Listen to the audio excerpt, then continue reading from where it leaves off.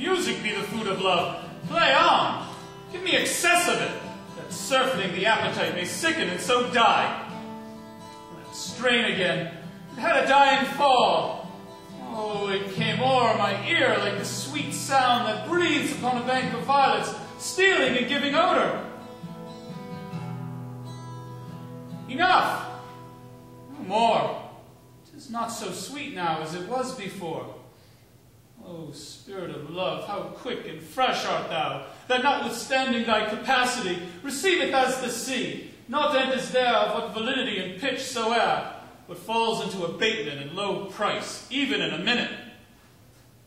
So full of shapes is fancy, that it alone is high fantastical. Will you go hunt, my lord? What, Curio? The heart. Why, so I do, the noblest that I have. Oh, when mine eyes did see Olivia first, methought she purged the air of pestilence. That instant was I turned into a hart, and my desires, like fell and cruel hounds, ere since pursue me. How now, what news from her? So please, my lord, I might not be admitted, but from her handmaid to return at this answer. The element itself to 7 years' heat shall not behold her face at ample view, but like a cloistress she will verily walk, and water once a day her chamber round with eye-offending brine. All this to season a brother's dead love, which she would keep fresh and lasting in her sad remembrance. Oh, she that hath the heart of that fine frame, paid instead of love, but to a brother. How will she love when the rich golden shaft hath killed the flock of all affections else that live in her? When liver, brain, and heart, these sovereign thrones are all supplied and filled with sweet perfections with one self king. Away before me, to sweet beds of flowers. Love thoughts lie rich and canopied with bowers.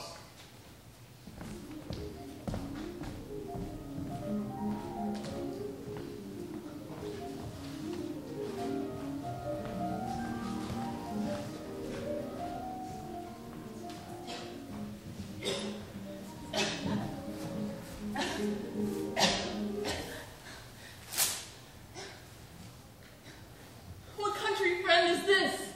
This is Illyria, lady. And what should I do in Illyria? My brother, he is in Elysium. Perchance he is not drowned. What think you, sailor?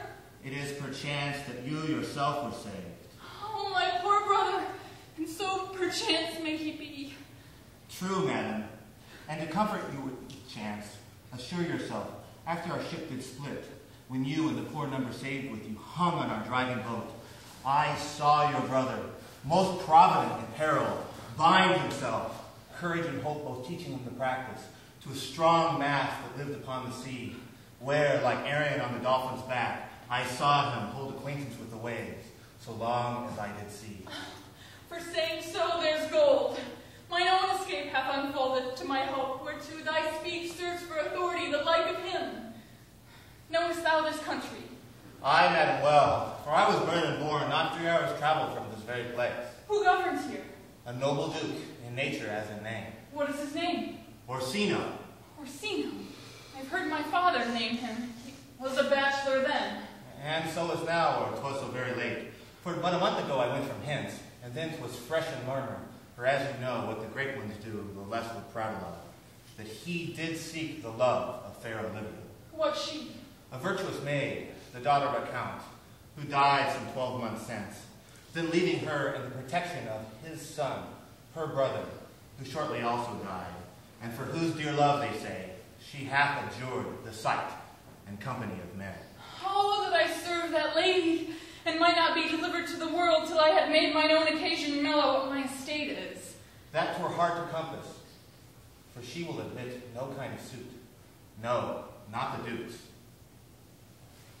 There is a fair behavior in thee, captain, and though that nature with a beauteous wall doth oft close inclusion, yet of thee I will believe thou hast a mind that suits with this thy fair and outward character. I prithee, and I'll pay thee bounteously, conceal me what I am and be my aid, for such disguise as haply shall become the form of my intent. I'll serve this duke. Thou shalt present me as an eunuch to him. It may be worth thy pains, for I can sing and speak to him in many sorts of music that will allow me very worth his service.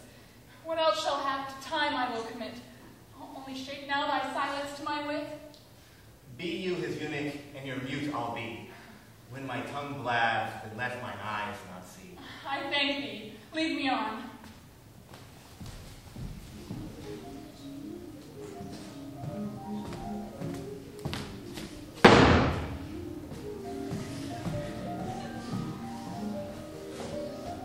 What a plague means my niece to treat the death of her brother thus. I'm sure that care is the very enemy to life. By my troth, Sir Toby, you must come in earlier nights. Your cousin, my lady, takes great exceptions to your ill hours. Why, let her accept before accepted. Aye, but you must confine yourself within the modest limits of order. Confine? I'll confine myself no finer than I am. These clothes are good enough to drink in, and so be these boots too. And if they're not, they can hang themselves in their own straps. Well, that quaffing and drinking will undo you. I heard my lady talk of it yesterday. And of a foolish knight you brought in one night here to be her wooer. Oh, Sir Andrew Egglesby. Aye, he. He's as tall as any man in Illyria. What's that to the purpose? Why, he has 3,000 ducats a year. Aye, but he'll have but a year and all these ducats. He's a very fool and a prodigal. Oh, father, you should say that. He can play on the viol, the gamboys, and speak 3 or 4 languages, word for word, without book. He has all the good gifts of nature. Aye, that he hath indeed all most natural. For besides that he's a fool, he's a great quarreller. And but that he hath the gift of a coward to allay the gust he hath in quarrelling, to thought among the prudent that he would quickly have the gift of a grave. Oh, by thy hand, they are scoundrels and substractors who say that. Who are they? They that add, moreover, he's drunk nightly in your company. With drinking health to my niece. I'll drink to her as long as I've got a passage in my throat and there's a drink in Illyria. A man is a coward and a cloisterer who will not drink to her till his brain turns over his toe like a parish cock. Oh, what wench? Castellano Bulgo. For here comes Sir Andrew Ailcheek. Toby Belch. How now, Sir Toby Belch? Ah, sweet Sir Andrew.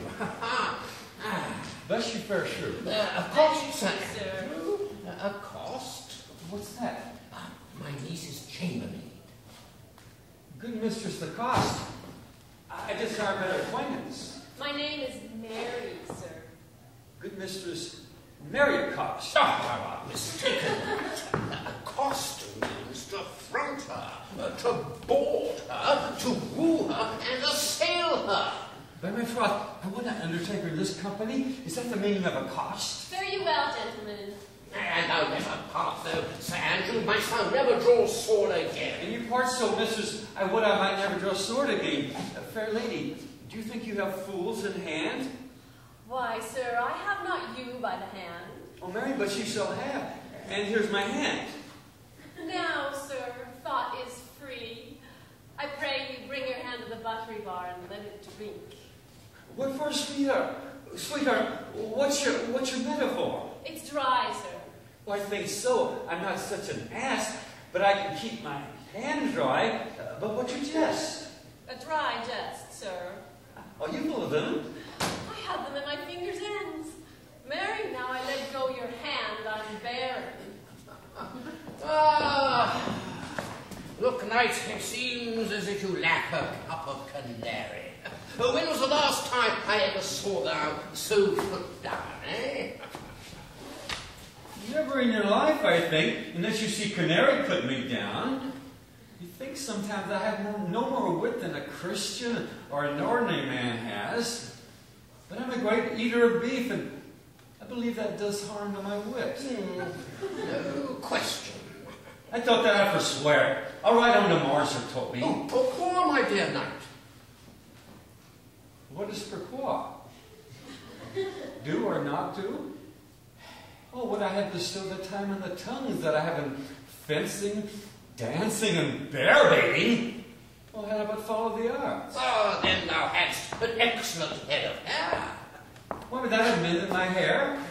Last question. As you can see, it does not curl by nature. But it becomes me well enough, does not? Oh, excellent. It hangs like flax from a distaff.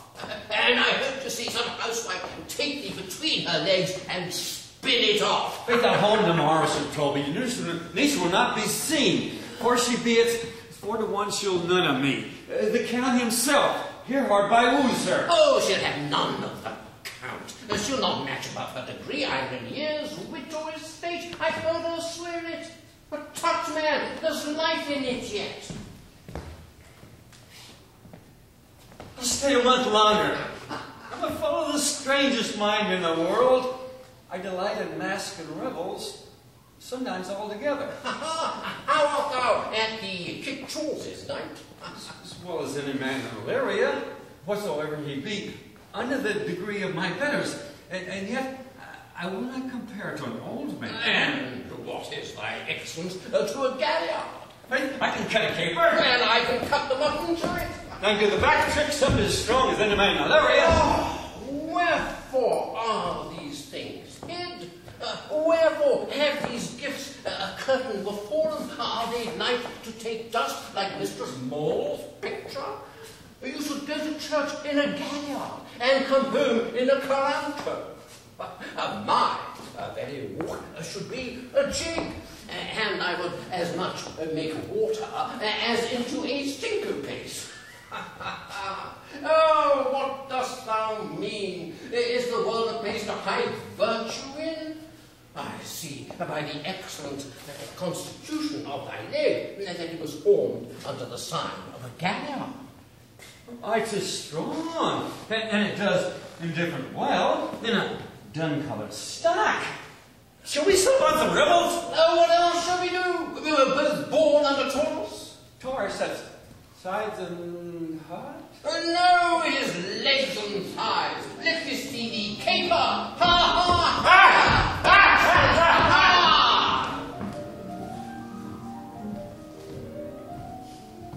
If the Duke continued these favors towards you, Cesario, he will like to be very much advanced. He has been here but 3 days and already you're no stranger. You either fear his humor or my negligence that you call into question the continuance of his love. Is he inconstant, sir, in his favors? No, believe me. I thank you. Here comes the Count. Who saw Cesario, huh? On your attendance, my lord, here. Stand you a while aloof. Cesario,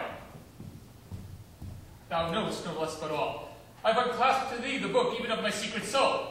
Therefore, good youth, address thy gate unto her. Be not denied access. Stand at her doors and tell them, there thy fixed foot shall grow till thou have audience. Sure, my noble lord, if she be so abandoned to her sorrows as it is spoke, she ne'er will admit me. Oh, be clamorous and leap all civil bounds rather than make unprofited return. Say, I do speak with her, my lord. What then? Oh, then unfold the passion of my love. Surprise it with discourse of my dear faith. It shall become thee well to act my woes. She will attend it better in thy youth than in a nuncio of more grave aspect. I think not so, my lord. Oh, dear lad, believe it, for they shall yet belie thy happy years that say thou art a man. Diana's lip is not more smooth and rubious, and thy small pipe is as the maiden's organ, shrill and sound. And all is semblative, a woman's part. I know thy constellation is right apt for this affair. Some 4 or 5 attend him. All, if you will, for I myself am best when least in company. Prosper well in this, and thou shalt live as freely as thy lord, to call his fortunes thine. I'll do my best to woo your lady. Yet a barful strife, whoe'er I woo, myself would be his wife.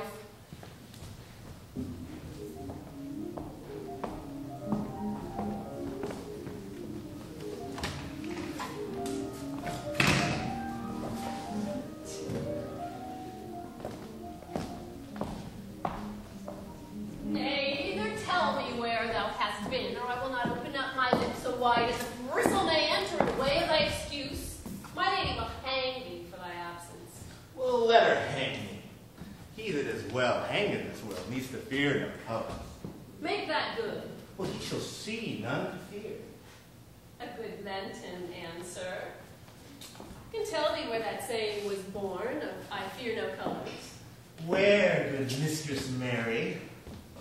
In the wars, and that may you be brave to say in your foolery. Well, God give them wisdom that have it, and those that are fools, let him use their talents. Yet you will be hanged for being so long absent, or to be turned away. Is that not as good as a hanging to you? Many a good hanging prevents a bad marriage. And for turning away, let the summer bear it out. You are resolute then? Not so, neither. But I am resolved on 2 points. That if one break, the other will hold, but if both break, your gaskins fall. Apt, in good faith, very apt. Well, go thy way. If Sir Toby would leave drinking, thou wert as witty a piece of Eve's flesh as any in Illyria. Peace, you rogue. No more of that. Here comes my lady. Make your excuse wisely, you were best. Wit, and it be thy will, put me into good fooling. Those wits that think they have thee do very oft prove fools, and I that think I lack thee may yet prove a wise man. For what says Quinopolis? Better a witty fool than a foolish wit. God bless thee, lady. Take the fool away. Do not hear, fellow? Take away the lady. Go to. You're a dry fool. I'll have no more of you. 2 faults, Madonna. That drink and good counsel may mend. Forgive the dry fool drink. Then is the fool not dry. Bid the dishonest man mend himself. If he mends, he is no longer dishonest. If he cannot, let the botcher mend him. For everything that's mended is but patch. Virtue that transgresses is but patched with sin, and sin that amends is but patched with virtue. If this simple syllogism will serve, so, if not, what remedy? For as there is no true cuckold but calamity, so beauties of flower. The lady bade take away the fool. Therefore I say again, take her away. Sir, I'd rather take away you. Miss Prision in the highest degree. Lady cucullus non faucit monaco. That's much to say yet. I wear not motley in my brain. Good Madonna, give me leave to prove you a fool. Can you do it? Oh, that's certainly so, good Madonna. Make your proof. I must catechize you forth, Madonna. Good my mouth of virtue, answer me.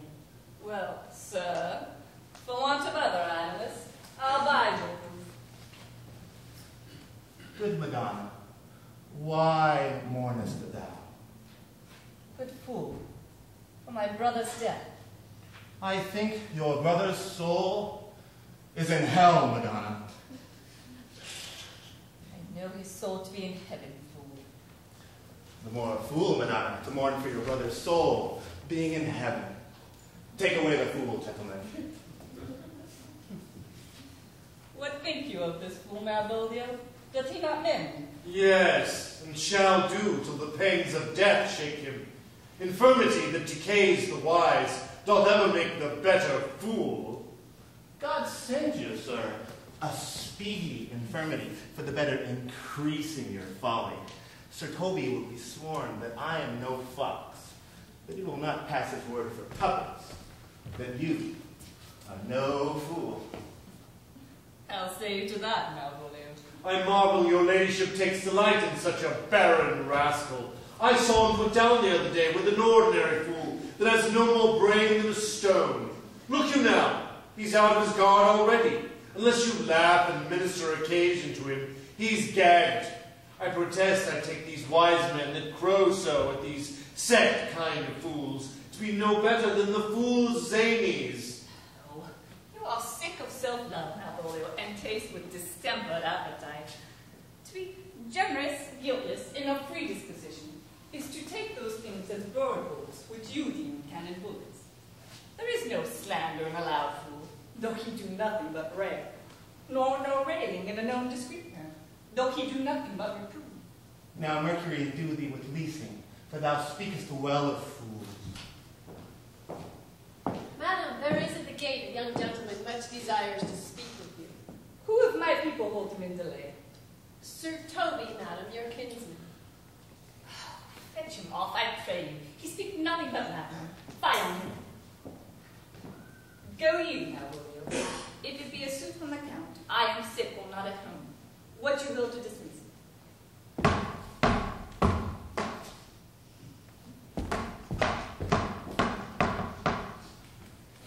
Now you see, sir, how your fooling grows old and people dislike it. Thou hast spoke for us, Madonna, as if thy eldest son were a fool, whose skull was crammed full of brains. But here he comes. One of thy kin has a most weak pia mater. By my honor, I have not. Who's at the gate, cousin? A gentleman. A gentleman. What gentleman? 'Tis a gentleman. Plague on these pickled herrings. How now, sot? Good Sir Toby. Cousin. Cousin. How have you come so early by this lethargy? Lechery? I defy lechery. There's someone at the gate. I am married. What is he? Oh, let him be the devil and I care. Give me faith, say I. It's all one.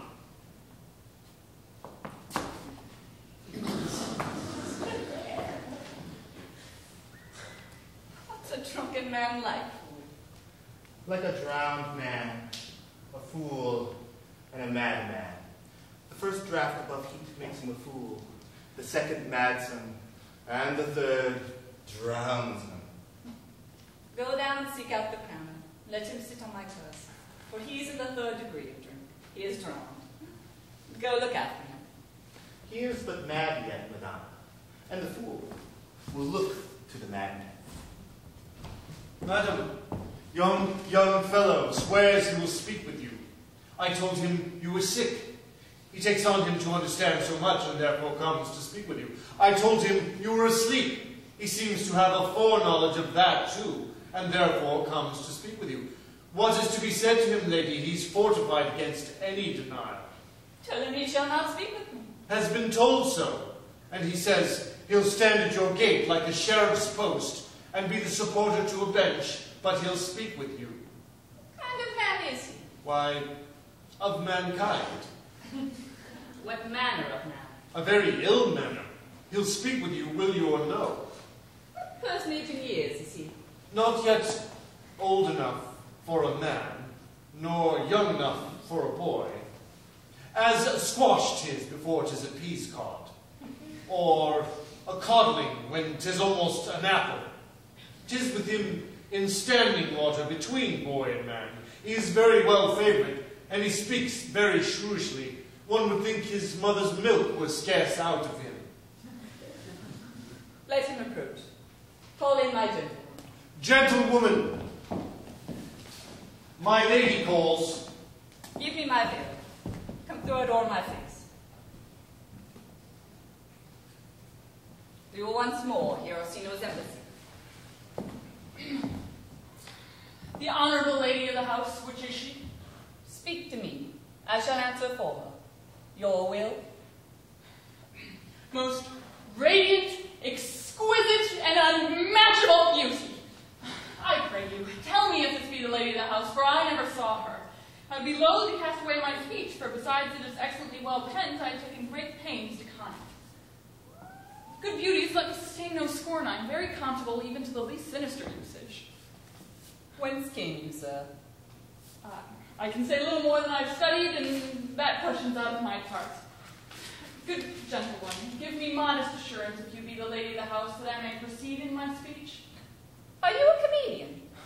No, my profound heart, and yet I swear by the very fangs of malice I am not that I play. Are you the lady of the house? If I do not usurp myself, I am.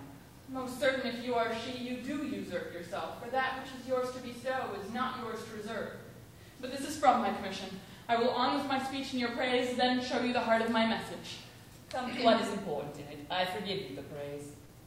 Alas, I took great pains to study it, and 'tis poetical. It is the more like to be feigned. I pray you keep it in. I heard you were saucy at my gates, and I allowed your approach rather to wonder at you than to hear you. If you be not mad, be gone. If you have reason, be brief. 'Tis not that time of moon with me to make one in so in skipping a dialogue. Hoist sail, sir. Here lies your way. No, good swabber, I am to hull here a little longer. Some mollification for your giant, sweet lady. Tell me your mind. I am a messenger. Sure you have some hideous matter to deliver, when the courtesy of it is so fearful. Speak your office. It alone concerns your ear. I bring no overture of war, no taxation of homage. I hold the olive in my hand. My words are as full of peace as matter. Yet you begin rudely. What are you? What would you? The rudeness that hath appeared to me have I learned from my entertainment. What I am and what I would are as secret as maidenhead. To your ears, divinity. To any others, profanation. Give us this place alone. We will hear this divinity. Now, sir, what is your text? Most sweet lady. A comfortable doctrine, and much may be said of it. But where lies your text? In Orsino's bosom. In his bosom? In what chapter of his bosom? To answer by the method, in the first of his heart. Oh, I have read it. It is heresy. Have you no more to say? Good madam, let me see your face. Have you permission from your lord to negotiate with my face? You are now out of your text. But we will draw the curtain and show you the picture.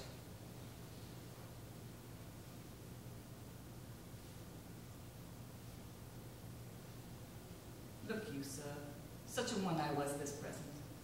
Is it not well done? Excellently done, if God did all. 'Tis engraved, sir, to an allure wind and weather. 'Tis beauty, truly blent, whose red and white nature's own sweet cunning hand laid on. Lady, you be the cruelest she alive if you will lead these graces to the grave and leave the world no copy. Oh, sir, I shall not be so hard-hearted. I shall give out diverse samples of my beauty. It shall be inventoried in every particle and utensil labeled at my will, such as item, 2 lips in different red, item, 2 great eyes with lids to them, item, 1 neck, 1 chin, and so forth. Were you sent hither to praise me? I see you what you are. You are too proud. But for the devil, you are fair. My lord and master loves you. How such love could be recompensed though you were crowned with not her eye of beauty? How does he love me?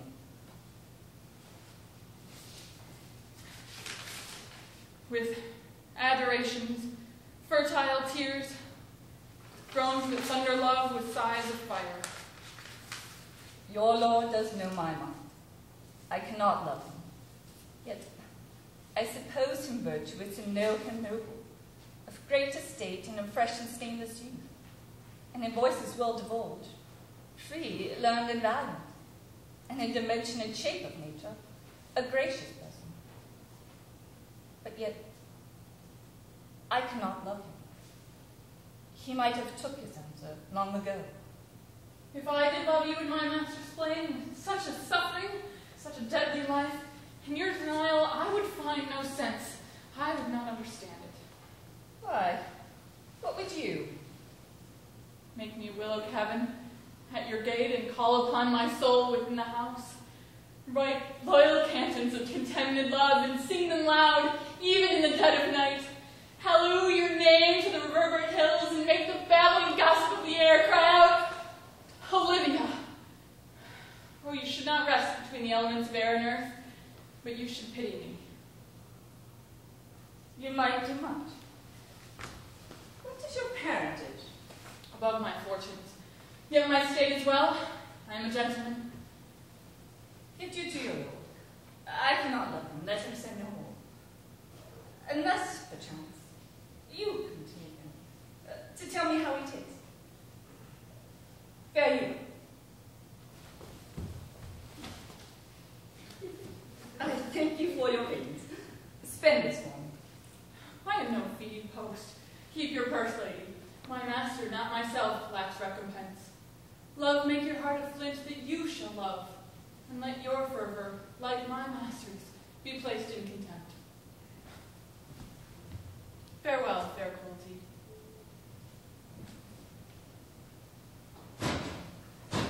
What is your parentage? Of my fortunes, yet my state is well. I am a gentleman. I'll be sworn thou art. Tongue, thy face, thy actions, limbs, and spirit do give thee fivefold blazing. Not too fast.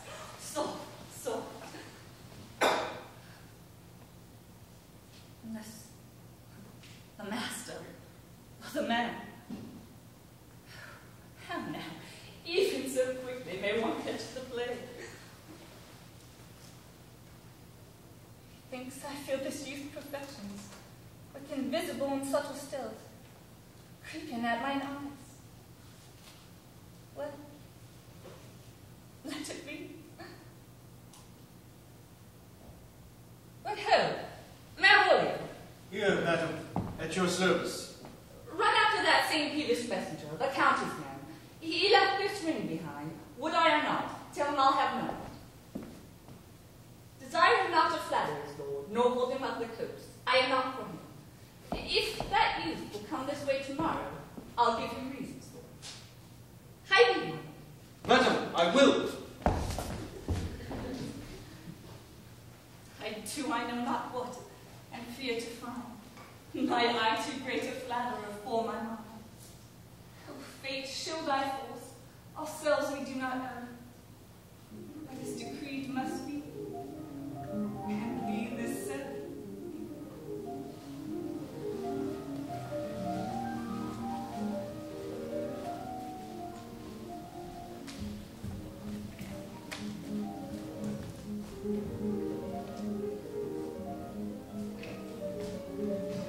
Will you stay no longer? Nor will you not let I go with you? By your patience, no. My stars shine darkly over me. The malignancy of my fate might perhaps distemper yours. Therefore I shall crave your leave that I may bear my evils alone. It were a bad recompense for your love to lay any of them on you. Well, let me yet know of you whither you are bound. No, sooth, sir. My determinate voyage is mere extravagancy. But I perceive in you so excellent a touch of modesty that you will not extort from me that which I am willing to keep in. Therefore it charges me in manners the rather to express myself. You must know of me then, Antonio. My name is Sebastian, which I called Rodrigo. My father was that Sebastian of Messalene, whom I know you have heard of. He left behind him myself and a sister, both born within an hour. If the heavens had been pleased, would we had so ended. But you, sir, altered that. For some hour before you took me from the breach of the sea, was my sister. Alas, the day. A lady, sir, though it was said she much resembled me, was yet of many accounted beautiful. And though I could not over far believe that without such estimable wonder, I will thus far boldly publish her.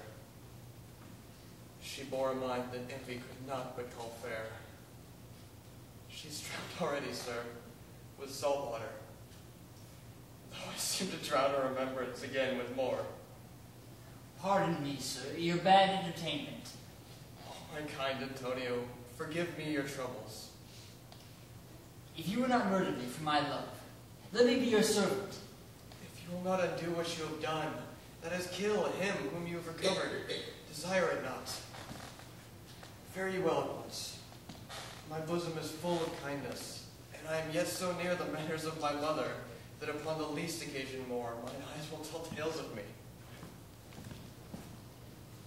I am bound for the Count Orsino's court. Farewell. The gentleness of all the gods go with thee. I have many enemies in Orsino's court, else I will very shortly see thee there.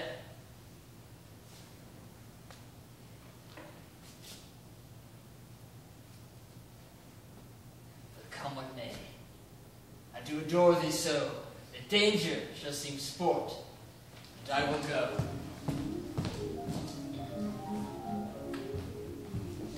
Were you not, even now, with the Countess Olivia? Even now, sir, on a moderate pace I have since arrived but hither. She returns this ring to you, sir. You might have saved me my pains to have taken it away yourself. She adds, moreover, that you should put your lord into a desperate assurance that she will none of him, and one thing more, that you be never so hardy to come again in his affairs, unless it be to report your lord's taking of this. Receive it so. She took the ring of me, I'll none of it. Come, sir, you peevishly threw it to her, and it is her will that it should be so returned. If it be worth stooping for, there it lies in your eye. If not, be it his that finds it.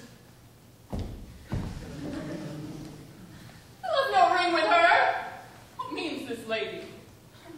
Fortune forbid my outside have not charmed her. She made good view of me. Indeed, so much that sure me thought her eyes had lost her tongue, for she did speak and starts distractedly. She loves me, sure. The cunning of her passion invites me in this churlish messenger. None of my lord's ring. Why he gave her none? I am a man.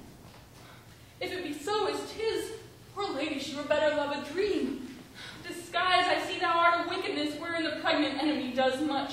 How easy is it for the proper false in women's waxen hearts to set their forms? Alas, our frailty is the cause, not we. For such as we are made of, such we be. How will this fadge? My master loves her dearly, and I, poor monster, fond as much on him, and she, mistaken, seems to dote on me. What will become of this?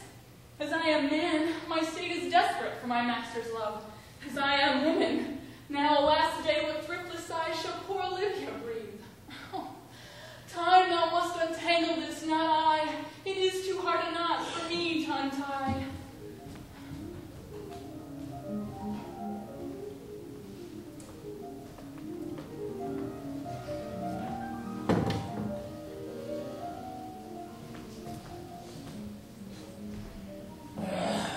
Approach, Sir Andrew. Not to be in bed after midnight is to be up betimes, and delictually suggest as our letters. That's right, the troth I know not, but I know to be a Blake is to be a Blake. Ah, that's a false conclusion. I hate it as an unfilled can. Now, to be about after midnight, and to go to bed then is early. So to go to bed after midnight is to go to bed betimes.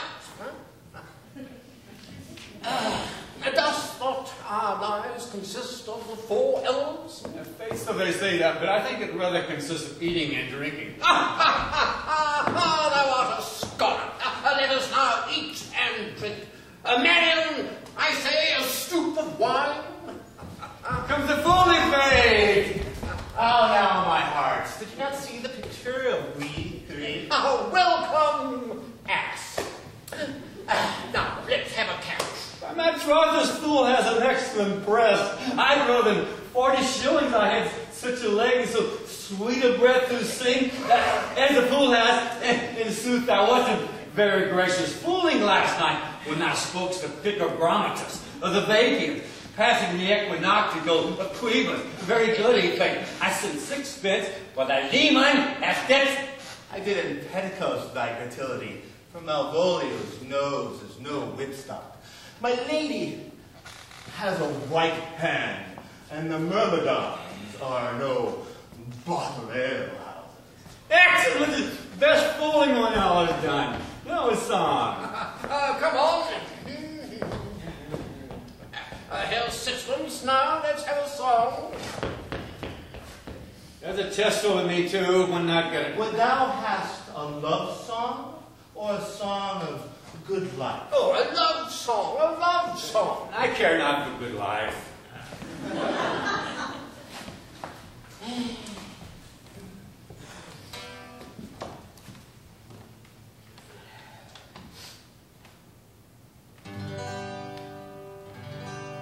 Oh, mistress mine, are you lonely?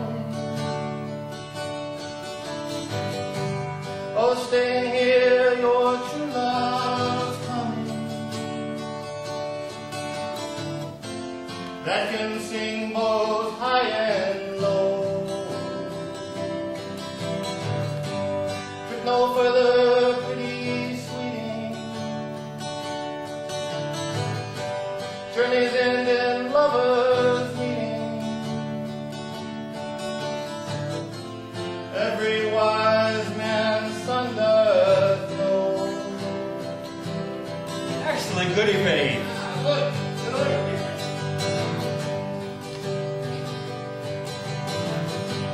What is love 'tis not hereafter. Present mirth and present laughter. What's to come is still unsure. In delay there lies no pity. So come and kiss me, sweet and 20. Use of stuff will not endure. Use of stuff will not endure. Mellifluous voices, I'm a true knight. Contagious breath. A sweet and contagious face. To hear whom is dulcet and contagious. Shall we make the welkin dance indeed? Shall we rouse the night owl for a catch and draw 3 souls out of 1 weaver? Shall we do that? And you love me, let's do it. I'm a dog and a cat. By our ladies, there are some dogs who catch well. I'm certain that I catch thou knave. Hold thy peace, thou knave, knight. It should be constrained and to call thee knave, knight. It's not the first time I've constrained one to call me knave. It begins, fool, it begins. Hold thy peace. Hold thy peace. I shall never begin if I hold my peace. Goody babe. Come again. Hold thy peace, thy knave, knight. Hold thy peace, thy knave, knight. Hold thy peace, thy knave, knight. Hold thy peace, thy knave, knight. Hold thy peace, thy knave, knight. Keep here! If my lady had not called up for Steward Malvolio and bid him turn you out of doors, never trust me. My lady is a catch-hand, we are politicians, and Malvolio is a pagan Ramsay. 3 men envy we. 3 men envy we. 3 men envy we. Am I not consanguineous? Am I not of her blood? Silly lady. There dwelt a man in Babylon. Lady, lady, there dwelt a man in Babylon. Lady, lady. Truly, sir, the knight's an admirable fooling. I use him all enough when he be disposed, and so do I too. He does it with a better grace, but I do it more natural. And on the 12th day of December, The 12th day of December, the 12th day of December, the 12th day of December. Are you mad? Well, what are you? Have you no wit, manners, nor honesty, but to gabble like tinkers at this time of night? Do you make an alehouse of my lady's house, that ye squeak out your coziest catches without any mitigation or remorse of voice? Is there no respect of persons, place, nor time in you? Oh, we kept time in our catches, sir. Snick up. Sir Toby, I must be round with you. My lady bade me tell you that though she harbours you as her kinsman, she is nothing allied to your disorders.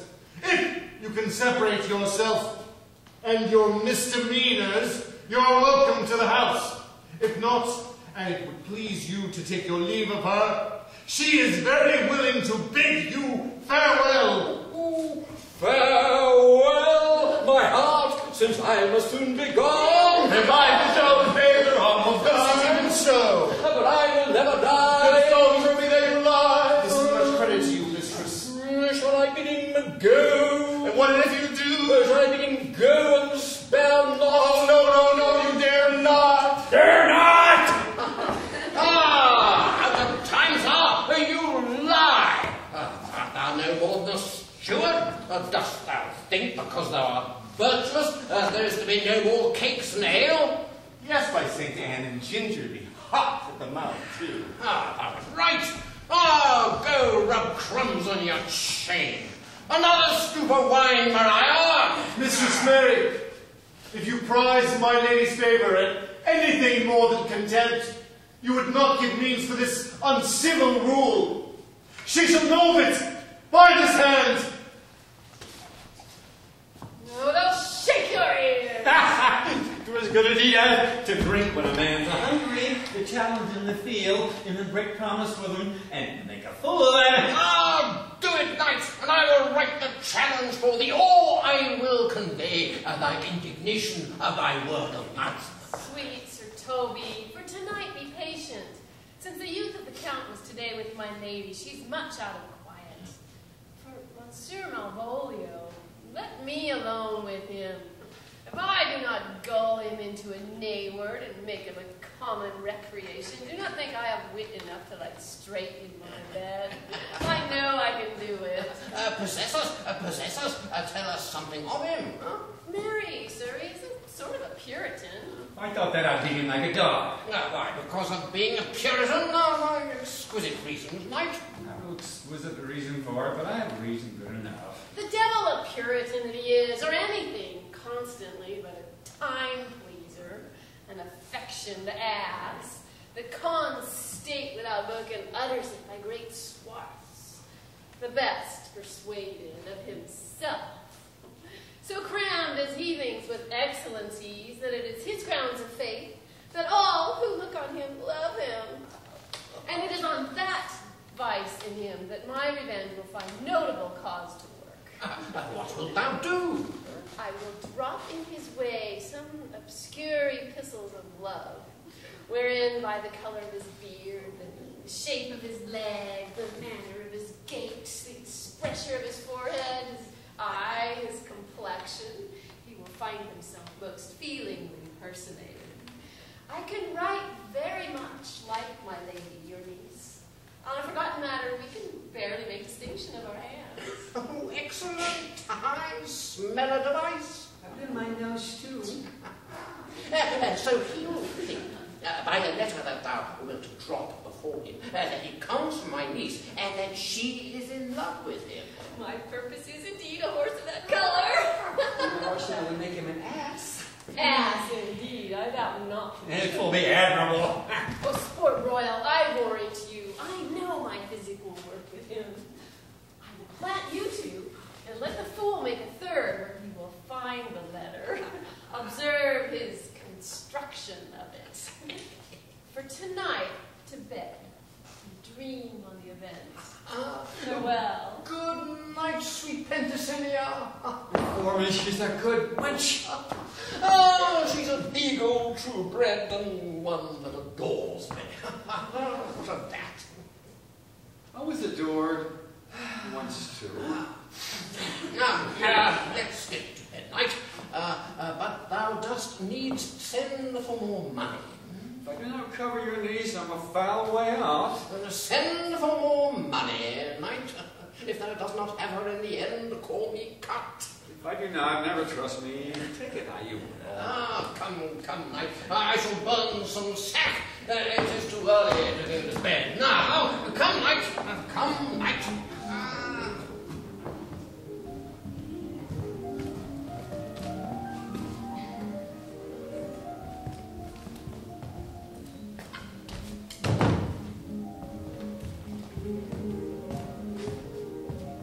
Some music.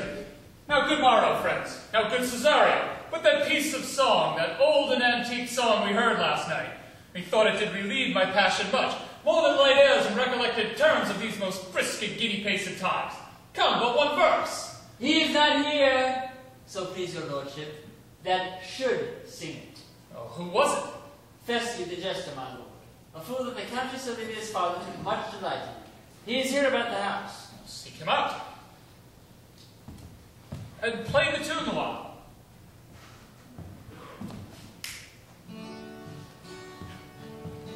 Come hither, boy. If ever thou shalt love, in the sweet pangs of it remember me. For such as I am, all true lovers are, unstained and skittish in all motions else, save in the constant image of the creature that is beloved.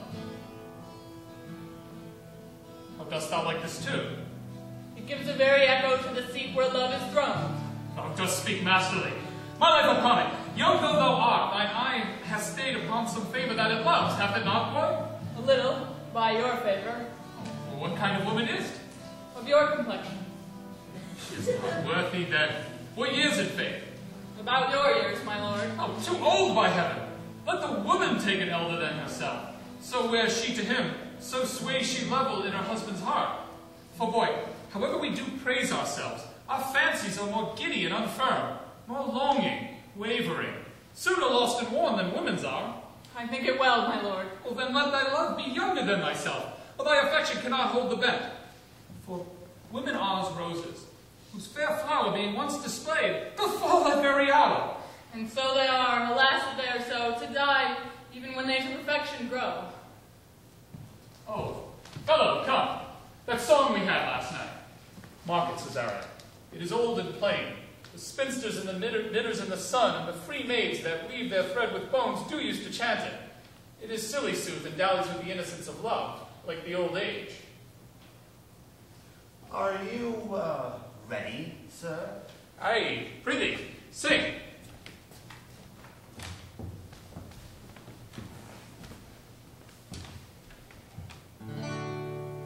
Come away, death, and in sad sacras let me be laid. Fly away, breath, I'm slain by fair cruel maid. My shroud of white still all with you, home repair it. My part of death, no one so true did share.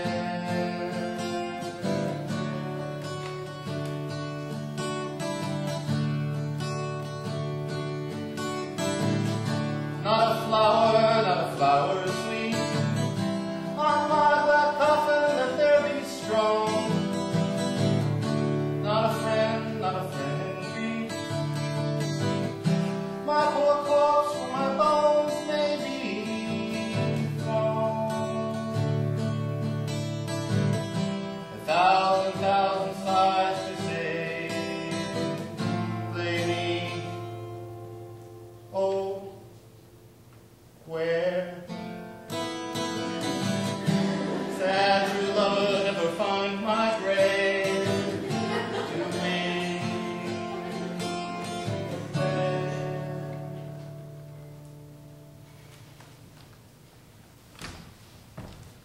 Here's for thy pains. No pain, sir. I take pleasure in singing, sir. I'll pay thy pleasure then. Truly, sir, and pleasure will be paid one way or another. Give me now leave to leave thee. Now the melancholy god protected thee, and the tailor made thy doublet of changeable taffeta. For thy mind is a very opal. I would have men of such constancy put to sea, that their business may be everything, and their intent everywhere. For such it is that always makes a good voyage out of nothing. Farewell. Let all the rest give place. Once more, Cesario. Get thee beyond same sovereign cruelty. Tell her, my love, more noble than the world, prizes not quantity of dirty lands. The pots that fortune hath bestowed upon her, tell her, I hold as giddily its fortune. But 'tis that miracle and queen of gems that nature pranks her in, attracts my soul. But if she cannot love you, sir. Cannot be so answered. Sooth, but you must. Say that some woman, as perhaps there is, hath for your love a great a pang of heart as you have for Olivia. You cannot love her. You tell her so. Must she not then be answered? There is no woman's sighs can bide the beating of so strong a passion as love doth give my heart. No woman's heart so big to hold so much. Now they lack retention. No motive, their less, their love may be called appetite. No motion of the liver, but the palate. that suffer surfeit, employment, and revolt. Mine is all as hungry as the sea, and can digest as much. Make no compare between that love a woman can bear me and that I owe Olivia. Aye, that I know. What dost thou know? Too well what love women to men may owe. In faith, they are as true of heart as we. My father had a daughter, loved a man, as it might be, perhaps, were I a woman, I should your lordship. What's her history? A blank, my lord. She never told her love, but like concealment, like a worm in the bud, feed on her damask cheek. She pined in thought, and with a green and yellow melancholy sat like patience on a monument, smiling at grief. Was not this love indeed? We men may say more, swear more, but indeed our shows are more than will, for still we prove much in our vows, but little in our love. But died thy sister of her love, my boy? I am all the daughters of my father's house, and all the brothers too, and yet I know not. Sir, shall I to this lady? Aye, that's the theme. To her in haste. Give her this jewel. Say my love can give no place, bide no denay.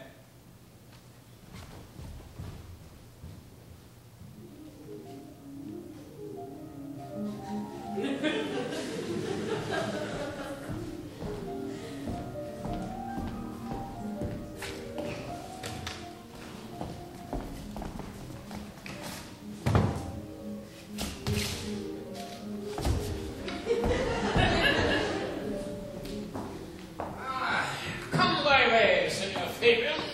Nay, I'll come.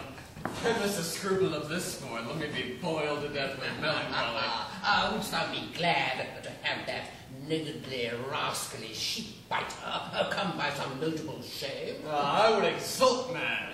You know he brought me out of favor with my lady about a bear being around here. Now we'll bang him, we'll have the bear again, and we'll fool him black and blue. Shall we not, Sir Andrew? And what you deny is a pity of our lives.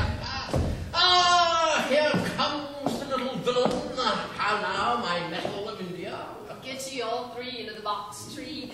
Malvolio's coming down this walk. He's been yonder in the sun practicing behavior to his shadow this half hour. Observe him for the love of mockery, for I know this letter will make a contemplative idiot of him. Close in the name of jesting. Lie thou there, for here comes the trap that must be caught and tickling. It is but fortune. All is fortune. Maria once told me she did affect me, and I have heard herself come thus near that should she fancy, it should be one of my complexion. Besides, she uses me with a more exalted respect than anyone else that follows her. What should I think on't? Oh, here's an overweening rogue. His contemplation makes a rare turkey cock of him. How he jets under his advanced plumes. Oh, peace, I say. To be Count Malvolio. Ah, rogue! Peace, I say, peace. There is example for it. The lady of the Strachey married her yeoman of the wardrobe. I am Jezebel. Peace! He's deeply in now. Look how imagination blows him. Having been 3 months married to her, sitting in my state, Oh, a stone-motor hit him in the eye.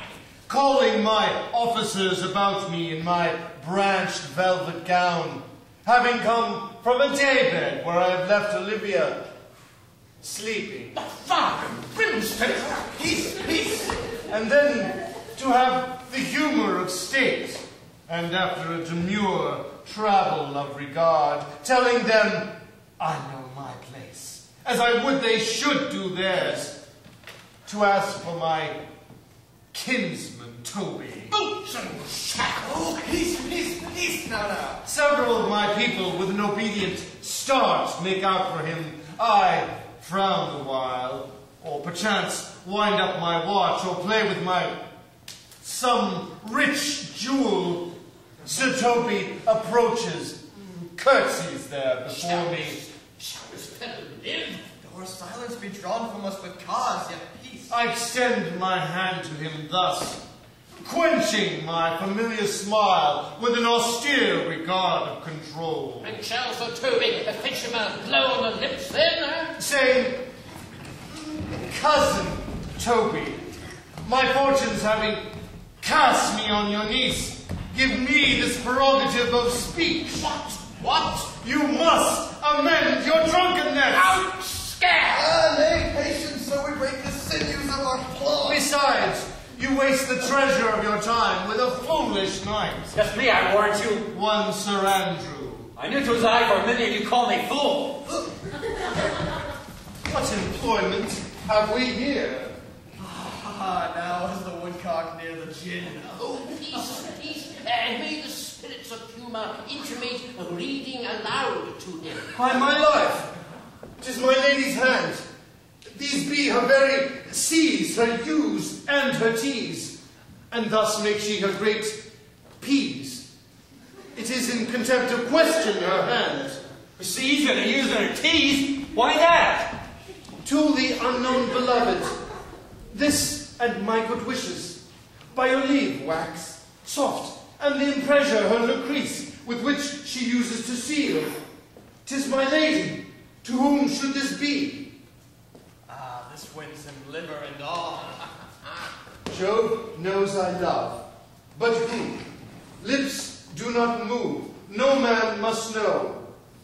No man must know. How now, what follows? The number's altered. No man must know. If this should be thee, Malvolio! Oh, very handy brook. I may command where I adore, but silence, like the Lucrece knife, with bloodless stroke my heart doth gore, ever way I doth sway my life. A fustian riddle? An excellent wish, say I. And I doth sway my life. Nay, but first let me see, let me see, let me see. Ah, what dish of poison has she dressed him? And with what wing does Stanley checks at him? I may command where I adore. Why, she may command me. I serve her. She is my lady. This is evident to any formal capacity. There is no obstruction in this. And the end, yet, what might that alphabetical position portend? If I could make that resemble something in me, softly. M-O-A-I. Muai. Aye. The mark at that, he's got the cold scent. Ah, Sarah will cry upon it for all this. He'll be as rank as a fox. Malvolio! M! What that begins my name! Did I not say I would work it out? The cur is excellent at fox. M. But then there is no consonancy in the sequel. That suffers under probation. A should follow, but O does. Aye, and O shall end it, I hope. Aye, and I'll cudgel him so he cries, oh. And then I comes behind. Aye, and you had any I behind you, you might see more detraction at your heels than fortunes before you. M-O-A-I. This simulation is not as the former. And yet, to crush this a little, it would bow to me, for every one of these letters are in my name. Soft. Here follows prose. If this fall into thy hand, revolve.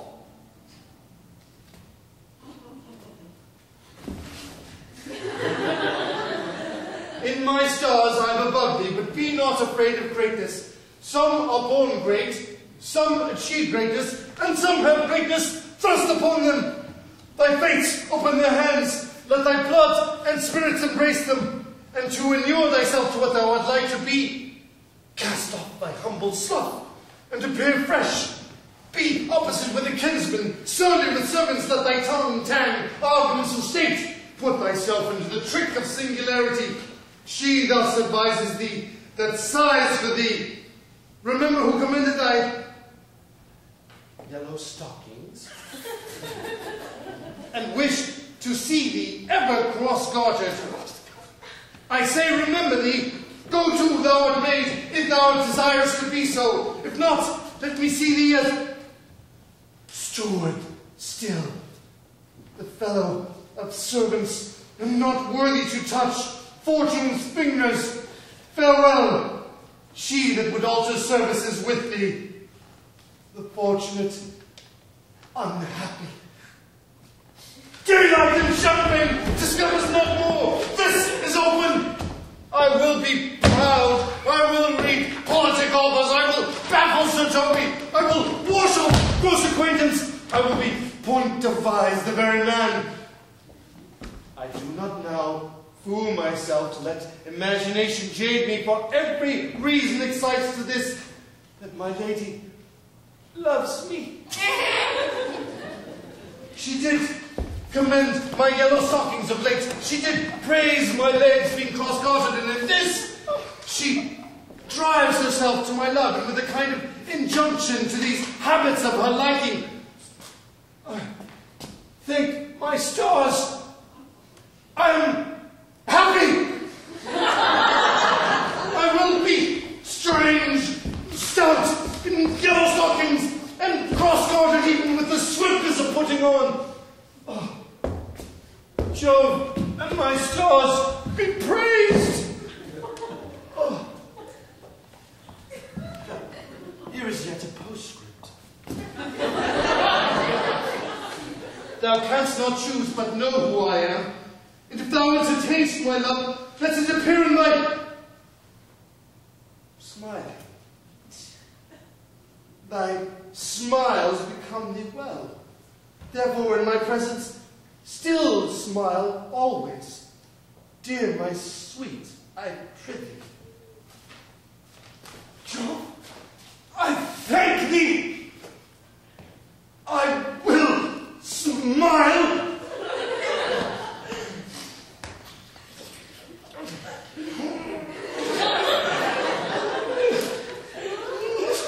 I will do everything that thou wilt have me do. Oh, I would not give my part of this sport for a pension of thousands. Behave with the Sophie. I will marry this wench with this device. But I too. And ask no further dowry from her but another such jest. No, I neither. Oh, here comes our noble gold catcher. Wilt thou place thy foot on my neck? Or mine either? And shall I play my freedom at a trade trip and be thy bond slave? If either or I either? Why, thou hast put him in such a dream that when the image leaves him, it will make him run mad. Nay, but say true, does it work upon him? Like Acrovita to a housemaid. Well, if you will, then, see the fruits of the sports, mark his first approach before my lady. He will come to her in yellow stockings. And 'tis a color she abhors. And cross-garter. Oh. A fashion she detests. And he will smile upon her, which will now be so unsuited to her disposition, being addicted to a melancholy as she is, that it cannot but turn him into a notable contempt. If you must see it, follow me. Oh, the very gates of Tartar by this excellent devil of wit. I'll make one too.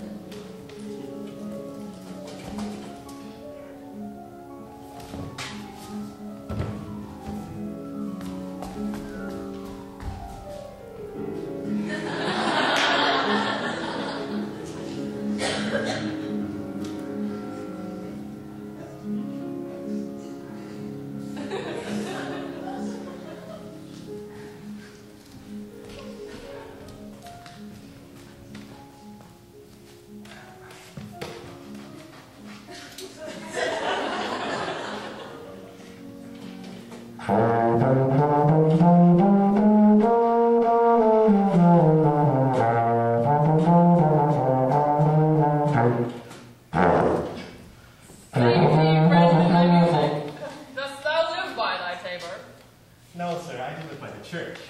Of the churchman. No such matter, sir. I do live by the church because I do live at my house. And my house is to stand by the church. So thou mayst say, the king lies by a beggar, if a beggar dwell near him. Or the church stands by thy tabor, if thy tabor stands by the church. You have said, sir, to see this age, how quickly a good wit will turn a phrase the wrong way around. Nay, that's certain. They that dally nicely with words may quickly make them wanton. I would therefore, sir, my sister had no name. Why, man? Why, sir, her name's a word, and to dally with that word might make my sister wanton. But indeed, words are very rascal, since bonds disgrace them. Thy reason, man. Troth, sir, I can yield you none without words. The words are grown so false, I am loath to prove reason with them. I warrant thou art a merry fellow, and carest for nothing. Not so, sir. I do care for something. But in my good conscience, sir, I do not care for you. That be to care for nothing, sir, I would it would make you indivisible. Art not thou the Lady Olivia's fool? No, indeed, sir. The Lady Olivia has no folly. She will keep no fool, sir, until she be married. And fools are like husbands, as pilchers are the herrings. The husbands of the bigger. And indeed, not her fool, but her corrupter of words. I saw thee late at the Countersinos. Foolery, sir, does walk about in the orb like the sun. It shines everywhere. I would be sorry, sir, if the fool would be as oft with your master as with my mistress. I think I saw your wisdom there. Nay, and thou pass upon me, I'll no more with thee. Old, there's expenses for thee. Now, Jove, in his next commodity of hair, send thee a beard. By my troth, sir, I'll tell thee, I am almost sick for one, though I would not have it grow on my chin. Is thy lady within? Would not a pair of these have bread, sir? Yes, being kept together and put to use. I would play Lord Pandris of Phrygia to bring a Cressida to this Troilus. I understand you, sir. 'Tis well begged. The matter is not great, sir, begging but a beggar. Cressida was a beggar. My lady is within, sir. I will constitute them whence you come. Who you are, and what you would is out of my welkin. I would say element, but the word is overworn. This fellow is wise enough to play the fool, and to do that well craves a kind of wit. He must observe their mood, on whom he jests, the quality of persons, and the time, and like the haggard, check at every feather that comes before his eye. This is a practice as full of labor as a wise man's art. For folly that he wisely shows is fit, but wise men, folly fallen, quite taint their wit. Say thee, gentlemen. And you, sir? Good regard, monsieur. Et vous aussi, votre serviteur. I hope so you are, and I am yours. Will you encounter the house, sir? My niece is desirous you enter, if your trade be to her. I am bound to your niece, sir. I mean, she is the list of my voyage. Taste your legs, sir. Put them in motion. My legs do better understand me, sir, than I understand what you mean by bidding me taste my legs. I mean, sir, to go, sir, to enter. I will answer you with gate and entrance, but we are prevented. Most radiant, exquisite beauty. Use of rare cordial, rain odors well. My matter hath no voice, lady, but to your own most pregnant and vouchsafed ear. Odors pregnant and vouchsafed, I'll get them all for you already. Let the garden door be shut. And lead me to my hearing. Give me your hand, sir. My duty, madam, and most humble service. What is your name? Cesario is your servant's name, fair princess.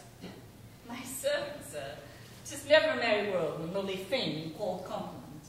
You are servant to Count Orsino. And he is yours, and his must needs be yours. Your servant's servant is your servant, madam. For him I think not of him. For his thoughts I would they were blank rather than filled with me. Madam, I come to whet your gentle thoughts on his behalf. By your leave, I pray you, I bade you never speak again of him. But if you you were to undertake another suit. I would rather hear you solicit that than music from the spheres. Dear lady, I beseech you. I did send, after last enchantment you did here, a ring in chase of you. So did I abuse myself, my servants, and I fear me, you. Under your hard construction must I sit, to force them on you in shameful cunning which you knew none of. What might you think? You set my honor at the stake and baited it with all the unmuzzled thoughts a tyrannous heart can think. To one of your receiving enough is shown.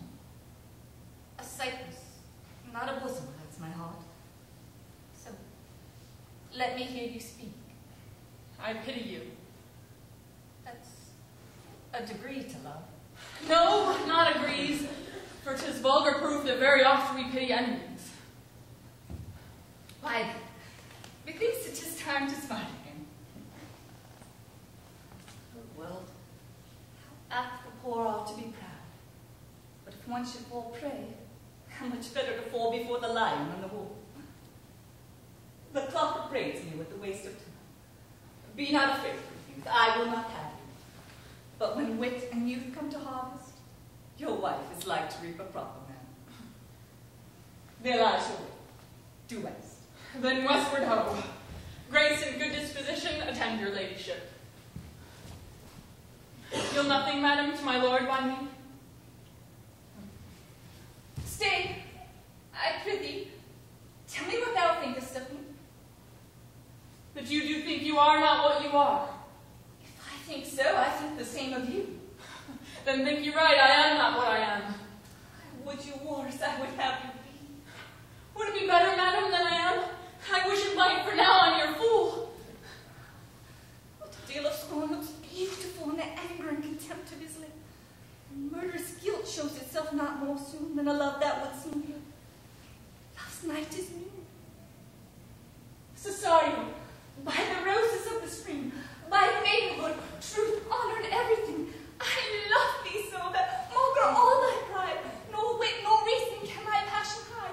But do not extol thy reasons from this cause, for that I woo thou therefore hast no cause, but rather reason thus with reason fetter. Love sought is good, but given unsought is better. By innocence I swear, and by my youth, I have one heart, one bosom, and one truth, and that no woman has, nor ever none shall be mistress of it, save I alone. And so adieu, good madam. Never more will I my master's tears to you deplore. Yet come again, for thou perhaps mayest move that heart which now bores to like his love.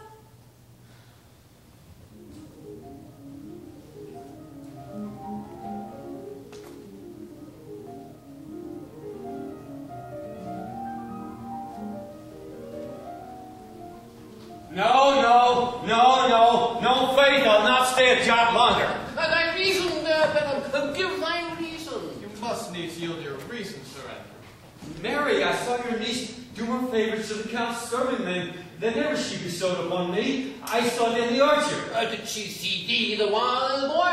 Tell me that. As plain as I see you now. Ah, well, this was a great proof of her love towards you. Slight, will you make an ass of me? I will prove it legitimate, upon the oaths of judgment and reason. And they were grand jurymen since before Noah was a sailor. She did show such favor to the youth in your presence to exasperate you, to awake your dormost valor, to put fire in your heart and brimstone in your liver. You should then have accosted her, and with some excellent new jest, fire from the mint, you should have banged the youth in the dumbness. This was looked for at your hands, and this was balked. The double guilt of this opportunity you let time wash away. And now you have sailed into the north of my lady's opinion, where you will hang like an icicle from a Dutchman's beard, unless you do redeem it by some laudable attempt, either of valor or policy.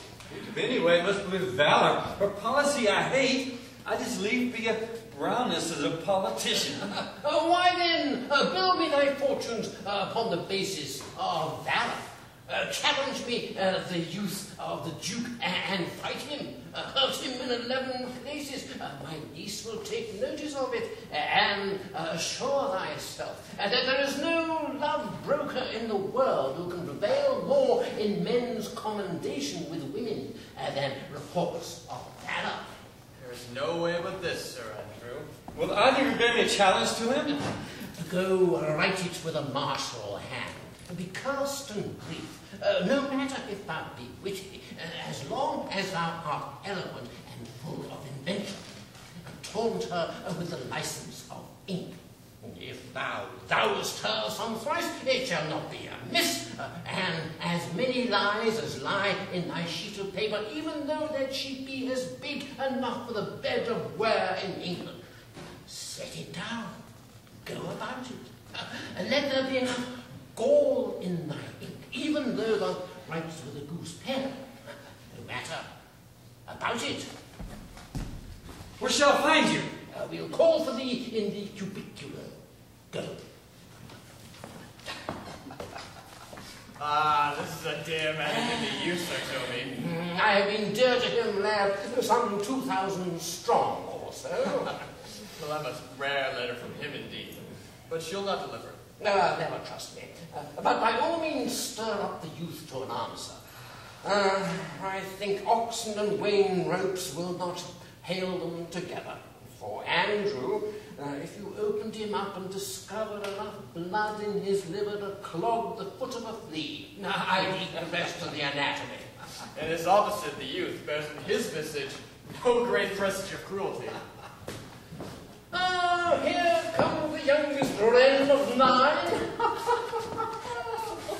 If you desire the spleen and would laugh yourself into stitches, follow me. Yon gull Malvolio is turned heathen, a very renegado. For no Christian that means to be saved by believing rightly can ever believe such impossible passages of grossness. He's wearing yellow stockings. And the cross Oh, most villainously, like a pedant that keeps a school in the church. Oh, I have dogged him like his murderer. He does obey every point in the letter I dropped to betray him.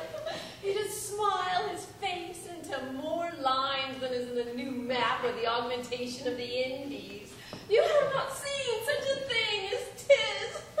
I can hardly forbear hurling things at him. I know my lady will strike him. And if she does, I'll smile and take it for a great favor. Come, bring us to where he is.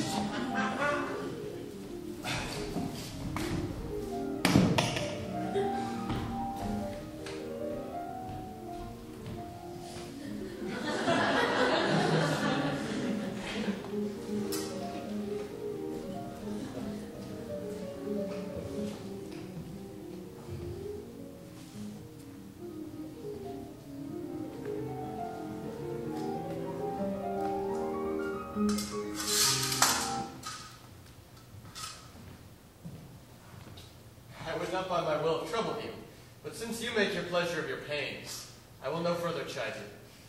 I could not stay behind you. My desire, more sharp than fire and steel, did spur me forth. And not all love to see you, though so much of that had drawn one to a longer voyage. But jealousy, what might befall your travel, being skilless in these parts, which to a stranger, unguided and unfriended, often prove rough and unhospitable. My willing love, the rather by these arguments of fear, set forth in your pursuit. Oh, my kind Antonio, I can no other answer make but thanks. And thanks, and ever off good turns, are shuffled with such uncurrent pay. But were my worth, as is my conscience, firm, you should find better dealing. What's to do then? Shall we go see the relics of the city? Tomorrow, sir. Best first go see your lodging. I'm not weary, and the night is long. I pray you let us feast our eyes upon the monuments and things of fame that do renown this city. Would you pardon me, sir? I do not without danger walk these streets. Once, in a sea fight against the Count's galleys, I did some service. Of such note indeed that, were I attainted here, it would scarce be answered. Belike you slew a great number of his people? The offense is not of such a bloody nature, albeit the quality of the time and quarrel may have given us bloody argument. It might have since been answered in repaying what we took from them, which, for traffic's sake, most of our city did. Only myself stood out, for which if I be lapsed in this place, I shall pay dear. Do not then walk too open. It doth not fit me. Hold, sir. Here is my purse. In the south suburbs at the Elephant is best to lodge. I will bespeak our diet, where you beguile the time and feed your knowledge with viewing of the town. There shall you have me.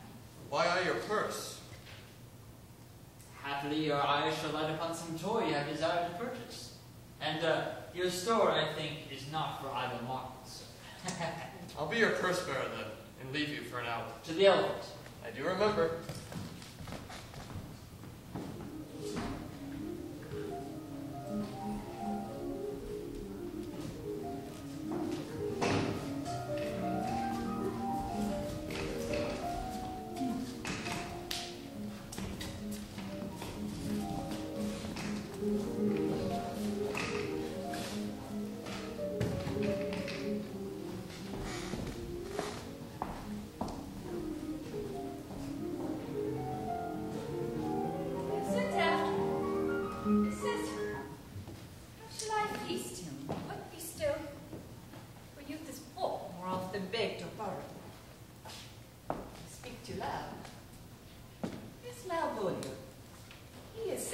And well suited for a servant of my fortunes. Where's Malvolio? He's coming, madam, but in a very strange manner. He's sure possessed, madam. Why, what's the matter? Does he rave? No, he does nothing but smile. Your ladyship should be sure to have some guard about her if she comes. I'm sure the man's tainted in his wits. Go, call him hither.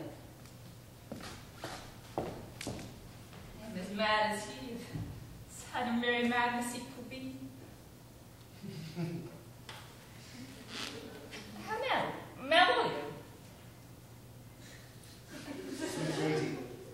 Ho ho. Smilest thou? I sent for thee upon a sad occasion. Sad lady. I could be sad. This does make for some obstruction in the blood, this cross-gartering. But what of that? If it please the Iron One, 'tis with me, as the very true sonnet is, please one, and please all. Wait, how dost thou, man? What is the matter with thee? Not black in my mind, though yellow in my leg. It did come into his hands, and commands shall be executed. I think we do know the sweet Roman hand.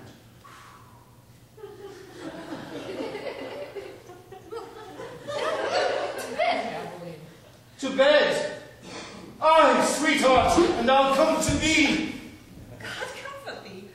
What is the matter with thee? Why dost thou smile so and kiss thy hands so? How now, Malvolio? At your request, yes, nightingales answer doors. Why do you come before my lady with this ridiculous boldness? Be not afraid of greatness. 'Twas well writ. What meanest thou by that, noble? Some are born great. Huh? Some achieve greatness. What sayest thou? And some have greatness thrust upon them. Remember who commanded thy yellow stockings. The yellow stocking? And wish to see thee ever cross-gartered. Cross-gartered? Go to, thou art made, if thou desirest to be so. Am I made? If not, let me see thee a servant still.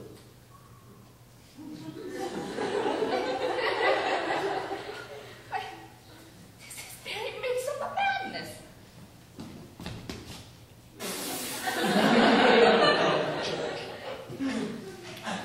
Madam, the young gentleman of the Count Orsino's is returned. I can hardly entreat him back. He attends your ladyship's pleasure. I'll come to him. Good Maria, let this fellow be looked. It's my cousin Toby. Let some of my people have special care of him. I would not have him miscarry for half my dowry. Ho, ho, ho! Do you come near me now? No worse a man than Sir Toby to look to me. This concurs directly with the letter she sends him on purpose, that I might appear stubborn to him. Cast off thy humble slough, says she. Be opposite with a kinsman, surly with servants that they tongue, tag arguments of state. Put thyself into the trick of singularity, and consequently sets down the manner how, as a sad face, a reverend carriage, a slow tongue, in the habit of some sir of note, and so forth. I have learned her, but it is Jove's doing, and Jove make me thankful. And when she went away now, let this fellow be looked to. Not Malvolio, nor after my degree, but fellow. Why, everything adheres together, that no dram of a scruple, no scruple of a scruple, no obstacle, nor incredulous or unsafe circumstance. What can be said? Nothing that can come between me and the full prospect of my hopes. Well, Jove, not I, is the doer of this, and he is to be thanked. Which way is he in the name of sanctity? If all the devils in hell were born in hell, and the legion himself possessed him, still I would yet speak with him. Ah, here he is, here he is. How is it with you, sir? How is it with you, man? Go off! I discard you. Let me enjoy my private. Go off! Lo, how hollow the fiend speaks within him. Did I not tell you? Sir Toby, my lady prays you have a care of him. Aha, does she so? Go to, peace, peace. We must deal with him gently. Leave me alone. How do you, Malvolio? How is it with thee? What man? Defy the devil? Consider he is the enemy of mankind? Do you know what you say? Law, you, and you speak ill of the devil, how he takes it in heart. Pray God he be not bewitched. Here is one of the wise woman, I say. Marry, and it shall be done tomorrow morning if I live. My lady would not lose him for more than I'll say. How now, mistress? Oh, prithee, hold thy peace. We must deal gently with him. This is not the way. Do you not see that you move him? Leave me alone with him. No way but gentleness. Gently, gently now. The fiend is rough, will not be roughly used. How now, my Bocon? How dost thou chuck? Sir! Oh, abide with me. Come with me, Biddy. Now, what man? 'Tis not gravity to play cherry pip with Satan. Marry, hang the foul collier. Get him to say prayers, Sir Toby. Get him to pray. My prayers mince. No, he will not hear godliness, I warrant. Go, hang yourselves all. You are idle, shallow things. I am not of your element. You shall know more hereafter.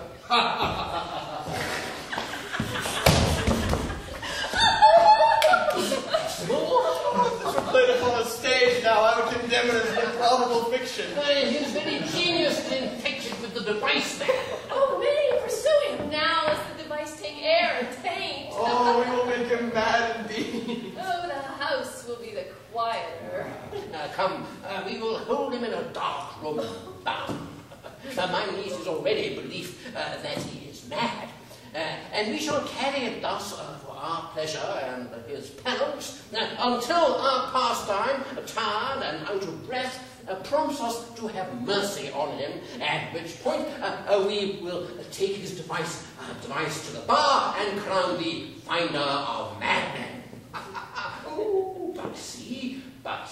Ah, poor matter for a May morning. Here's a challenge. Read it. I warrant it vinegar and pepper. Is it so saucy? Ah, yes, I warrant it. Do but read. Give it to me.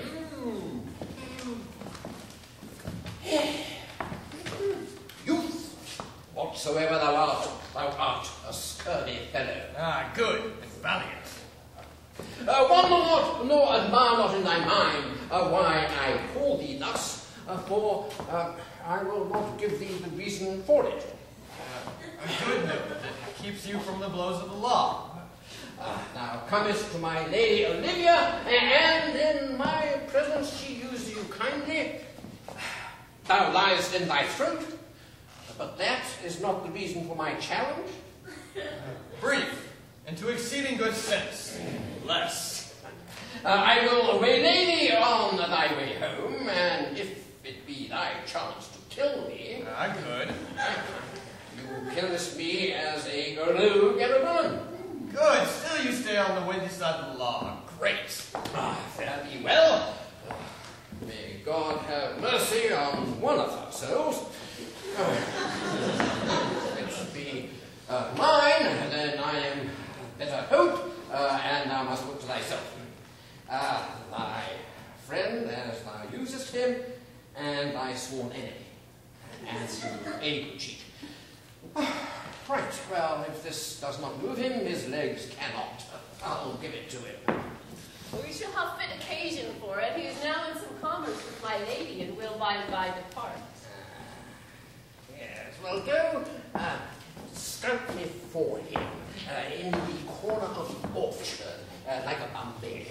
And as soon as thou meetest him, draw, and as thou drawest, swear most horrible, for it comes to pass oft that a terrible oath with swaggering accent, sharply twanged off, will bring manhood more approbation than the truth itself will earn him. Away. They let me alone for swearing. Now will not I deliver this letter. His behavior of the youth gives him out to be of good capacity and good breeding, and his employment between his lord and my niece confirms that this is so. So, this letter, therefore, which is so excellently ignorant, will breed no terror in the youth, but you will merely regard it as having come from a clodpole. Therefore, sir, I will deliver the challenge myself by word of mouth. And I will lay it upon Sir Andrew such a notable report of valor that he will be driven, as I know his youth will act to receive it, to the hideous opinion as to Sir Andrew's valor, skill, strength, wrath, and impetuosity. And they will both be so frightened that they will kill each other with the look, like cockatrices. Oh, here he comes with your niece. Give him way until he take leave. Presently after. I will go and meditate upon some horrid message for the challenge. I have sent too much unto a heart of stone, and laid my honor to untry on it. But there's something in me that reproves my lord. For such a headstrong, potent fault it is, that it but mocks reproof. With the same behavior that your passion bears, goes on my master's grief. Here, wear this jewel. 'Tis my pleasure. Refuse it not. It had no tongue to vex you. But I beseech you, come again tomorrow. What shall you ask of me that I'll deny? That honor saith, may upon asking give. Nothing but this, your true love for my master. How? With my honor may I give him that which I have given you. I will acquit you. Well, come again tomorrow. Fare thee well. A fiend like thee, I bear my soul to hell. Gentlemen, God save thee. And you, sir? That defence thou hast, but take thee to it. What the nature of the wrongs you have done him, I know not. But thy interceptor, full of despite, bloody as a hunter, tends thee at the orchard end. dismount thy tuck. Beware thy preparations, for thy assailant is quick, skillful, and deadly. You mistake, sir. I am sure no man hath any quarrel to me. My remembrance is very free and clear of any misrevenge done to any man. It is otherwise, I can assure you. If thou putst one's price on your life of any kind, betake thee to thy guard. For thy interceptor hath in him all that youth, wrath, skill, and strength can furnish any man withal. I pray you, sir, what is he? He is a knight dubbed with unhatched rapier and on carpet consideration, but he is the very devil in private brawl. Body and soul he has divorced 3, and his present incensement is such that it can only be satisfied by the pangs of death and sepulchre. His word is hobnob. Take it or leave it. Well, I will return again to the house and desire some conduct as a lady. I am no fighter. I have heard of some kind of men that put quarrels purposely on others to taste their valor. Be like this, the man of that world. Sir, no. His indignation comes from very considerable injury. Therefore, go and give him his desire. Back to the house you shall not go, unless you undertake with me that with which, with him, you could more easily answer to. Therefore, draw and make your sword stark naked, or do fell swear to wear iron about you. This is uncivil, is strange. I beseech you, do me this courteous office to know of the knight what my offense to him is. It is something of my negligence, nothing of my purpose. I will do so. Now, Fabian, remain with the gentleman until I return. Pray you, sir, do you know of this matter? I know only that the knight is incensed against you, even to a mortal arbitrament, but nothing of the circumstance more. I beseech you, what manner of man is he? Nothing of that wonderful promise you read in my form, as you are like to find in proof of his valor. He is indeed the most skillful, fatal, and bloody opponent you could have possibly found in any part of Illyria. Will you walk towards him? I will make your peace with him, if I can. I shall be much bound to you for it. I am one who'd rather go with Sir Priest than Sir Knight. I care not to know so much of my mettle. Why, man, he's the very devil. I have never seen such a fellow. I had one pass with him, rapier scabbard and all, and he gives me the stuck-in with such mortal motion that it's inevitable. And as for his answer, he pays you back as surely as your feet hit the ground. And they say that he was a fencer to the Sophie. Paxson, I'll not meddle with it. Aye, but he will not be placated. Now then, Fabian can scarce hold him yonder. By God, I thought he'd been valiant and so cunning in fence. I'd seen him damned ere I challenged him. Let him let the matter slip, and I'll give him my horse by Capulet. I'll make the motion. Now, stand here and put a good show on it. This thing will not end with the perdition of souls. Marry, I will ride your horse as well as I marry you. Now then, I have got his horse for the trouble, for the make up the quarrel, and I have persuaded him that the boy is the very devil. He's as horribly conceited of him, in pants, and as pale as though a bear at his heels. Resign yourself, sir. He will fight you for support his oath. But marry, he has bethought himself better of the quarrel, and will not speak so much of it. But draw you must in supportance of his vow, though he does protest, he will not hurt you. Oh, pray God defend me. A little thing will make me tell them how much I lack of a man. You're proud of you, Sir Pierce. Resign thyself, Sir Andrew. He will have one bout with you for his honour. He cannot avoid it because of the duello. But he has promised me, on his honour as a soldier and a gentleman, that he will not hurt you. Come to it. Pray God he keep his oath. I do assure you, 'tis against my will.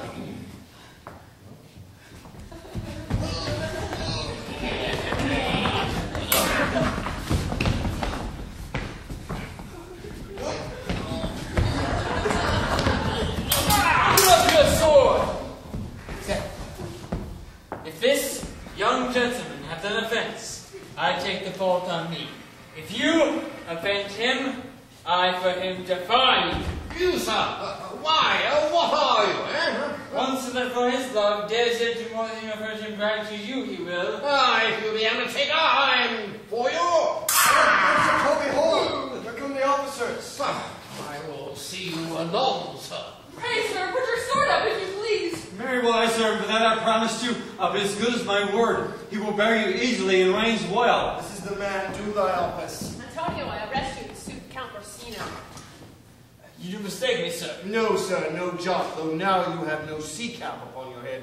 Take him away, he knows I know him well. I must obey. This comes with seeking you, but there is no remedy. I shall answer it. What will you do? Now my necessity makes me to ask you for my purse. It grieves me much more for what I cannot do for you than what befalls myself. You stand amazed, but be of comfort. Come, sir, away. I must entreat of you some of that money. What money, sir? For the fair kindness you showed me here, in part being prompted by your present trouble, out of a lean and low ability, I'll lend you something. My having is not much. I'll make division of my present with you. Hold, there's half my coffer. Will you deny me now? Is it possible that my deserts to you can lack persuasion? Do not tempt my misery, lest that it make me so unsound a man as to upbraid you with those kindnesses that I have done for you. I know of none, nor know I you by voice or any feature. I hate ingratitude more in a man than lying, vainess, babbling, drunkenness, or any taint of vice whose strong corruption inhabits our frail blood. Heavens themselves. Come, sir, I pray you, away. Let me speak a little. This youth that you see here, I snatched one half out of the jaws of death, relieved him with such sanctity of love, and to his image, which we thought you promised most venerable worth of thy devotion. What's that to us? The time goes by. Away. Oh, how vile and idle proves this God. Thou hast, Sebastian, done good feature shame. In nature there's no blemish but the mind. None can be called a fool but the unkind. Virtue is beauty, but beauty's evil are empty chunks overflourished by the devil! The man grows mad. Away with him. Lead me on. Methinks his words do from such passion fly that he believes himself. So do not I. Oh, prove true, imagination, prove true that I, dear brother, be now ta'en for you.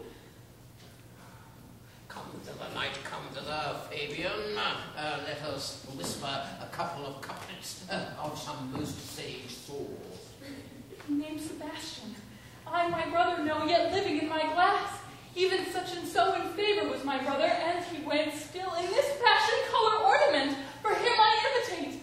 However prove, tempest or kind in salt waves fresh in love. He's a very dishonest and paltry boy. As cowardly as a hare. His dishonesty appears from leaving his friend here in necessity and denying him. As for cowardice, how cowardship? Ask Fabian. Coward indeed, a most devout coward. Religious in it, I say. Slit a laughter again and beat him. Do it, knight, coming soundly, but never draw thy sword. And I knew not that. Let us come see the event. By dare lay money, we have seen nothing yet.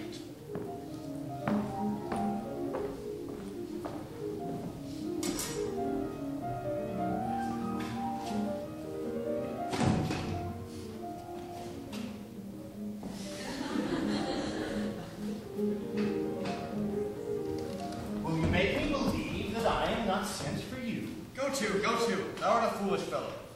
Well, held out, Fig. No, I do not know you. No, I was not sent to you by my lady. Did you come speak with her?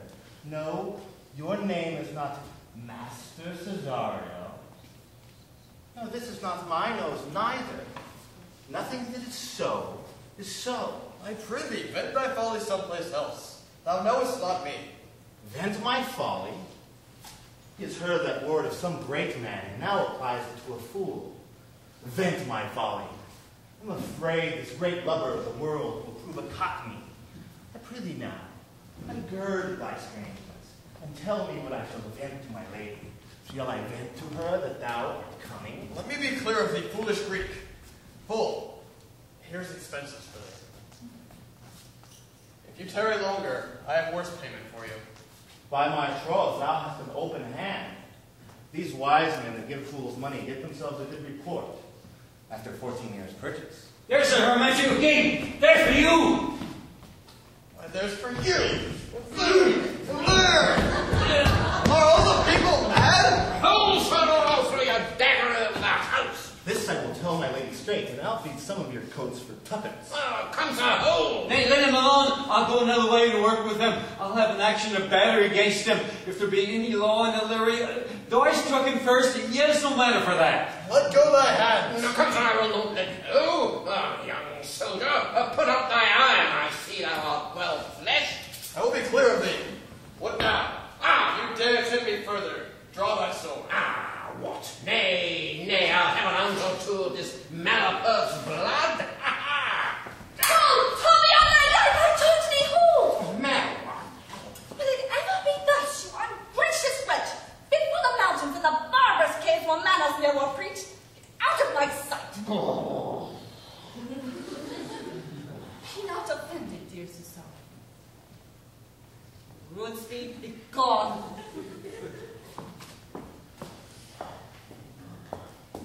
Prithee, gentle friend, let thy fair wisdom, not thy passion, sway in this uncivil and unjust extent against thy peace. And go with me to my house, and hear thou there how many fruitless pranks this ruffian may have botched up, that thou thereby mayst smile at this. Thou shalt not choose but go. Do not deny. He slew his soul from me. He started one poor heart of mine in me. What fancy is this? How runs this stream? Am I mad? Or is this a dream?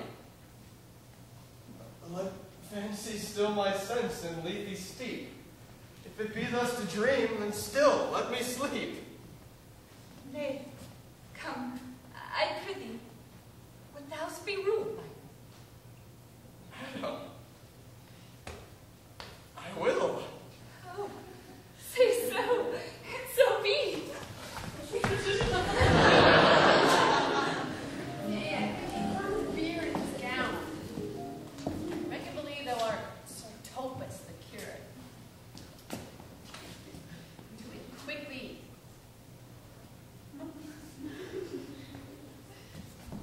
I'll call Sir Toby the Wildest. Well, I'll put it on, and I will dissemble myself in it. And I would I were the very first to ever dissemble in such a gown. I am not tall enough to become the function well, nor lean enough to be thought a good student, but to be said an honest man and a good housekeeper. It goes as fairly to say as a good scholar. The competitors enter.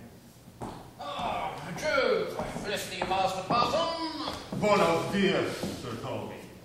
For, as the old hermit of Prague, that never saw pen and ink, very wittily said to a niece of King Gorboduc, that there is.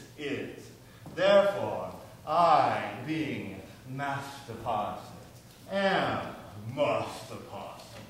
For what is that but that?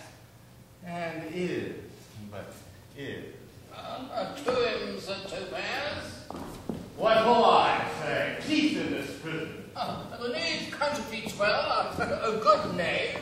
Oh, Sir Topaz the curate, who comes to visit Malvolio, the lunatic. Sir Topaz, good Sir Topaz, go to my lady. Hyperbolical fiend, how vexest thou this man? Talkest thou nothing but of ladies? Sir Topaz, Well said, Master Parson. do not think that I am mad. They've laid me here in hideous darkness. Fie, thou dishonest Satan. I speak to thee in the most modest term. For I am one of those gentle ones who use the devil himself with courtesy. Sayest thou that house is dark? As hell, Sir Topaz. Why, it hath bay windows as transparent as barricadoes, and the clerestory is toward the south-north, or as lustrous as ebony. And yet complainest thou of obstruction? I am not mad, Sir Topaz. I say to you, this house is dark. Madman, thou errest. I say there is no darkness but ignorance, in which thou art more puzzled than the Egyptians in their fall. I say this house is dark as ignorance, though ignorance were as dark as hell. And I say there was never a man thus abused. I am no more mad than you are. Make the trial of it in any constant question.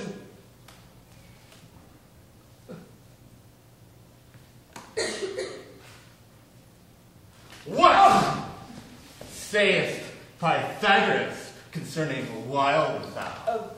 That the soul of our grandam might happily inhabit a bird. What thinkest thou of his opinion? I think nobly of the soul, and in no way approve his opinion. Fare thee well. Thou shalt hold the opinion of Pythagoras, ere I will allow thy wits, and fear to kill the woodcock, lest thou dispossess the soul of thy grandam.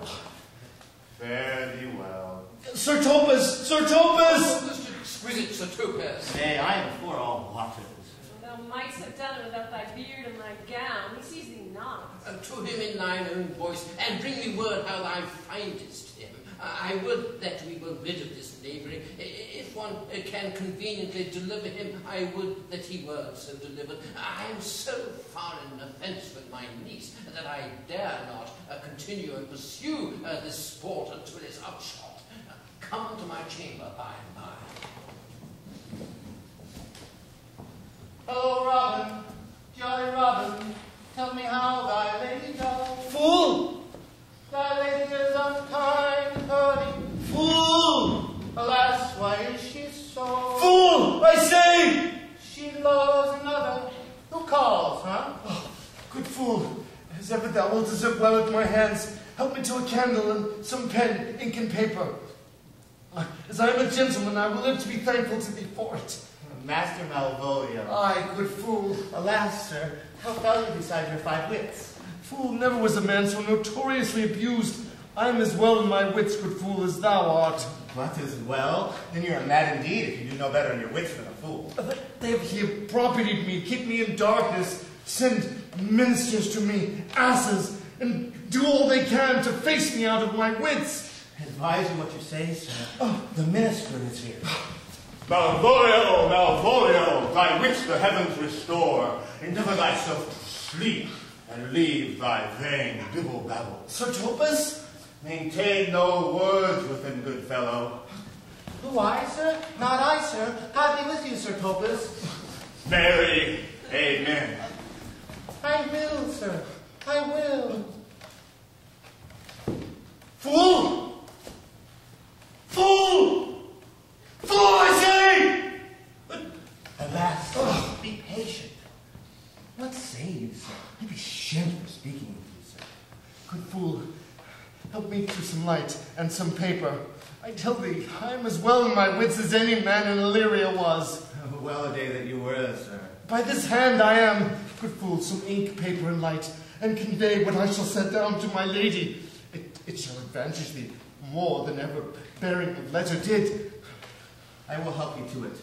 But tell me true, are you mad indeed, or do you but counterfeit? Believe me, I do not. I tell thee true. Nay, I never believe a man till I see his brains. I will help you to light, paper, and ink. Good fool, I'll requite it in the highest degree. I prithee, be gone. I am gone, sir, and anon, sir, I'll be with you again. In a trice, like to the old vice, your needs to sustain. In your daggered laugh, in your rage and wrath, cries, ha ha, to the devil, like a mad lad. Pare thy nails, dad. Adieu, good man, devil. Fool! Fool! Fool!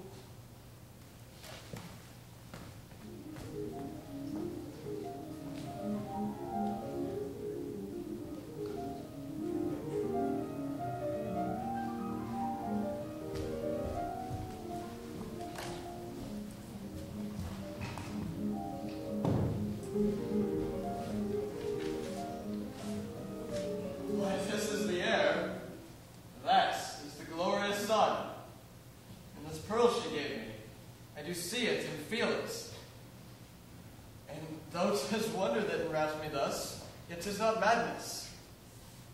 Where's Antonio then? I could not find him at the Elephants, yet there he was. And there I found his credit, that he did range the town to seek me out. His counsel now might do me golden service. For though my soul disputes well with my sense, that this may be some error, but no madness, yet doth this accident, this flood of fortune, so far exceed all instance, all discourse, that I am ready to wrangle with my reason that persuades me to any other trust but that I am mad, or else the lady's mad.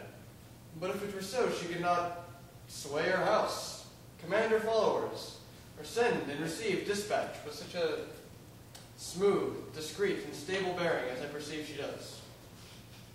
There's something in it that's deceivable. Ah, but here the lady comes. Blame not this haste. If you mean her, now go with me and this holy man into the chantry bar, and there before him, and underneath that consecrated roof, hide me the full assurance of your faith, that my most jealous and too doubtful soul may live at peace. He shall conceal it, and whilst you are willing, it will come to know at what time will our celebration be according to my will. What do you say? I will follow this good man, and having sworn truth, ever will be true. Then lead the way, good father, and heaven so shine, that they may fairly note this act of mine.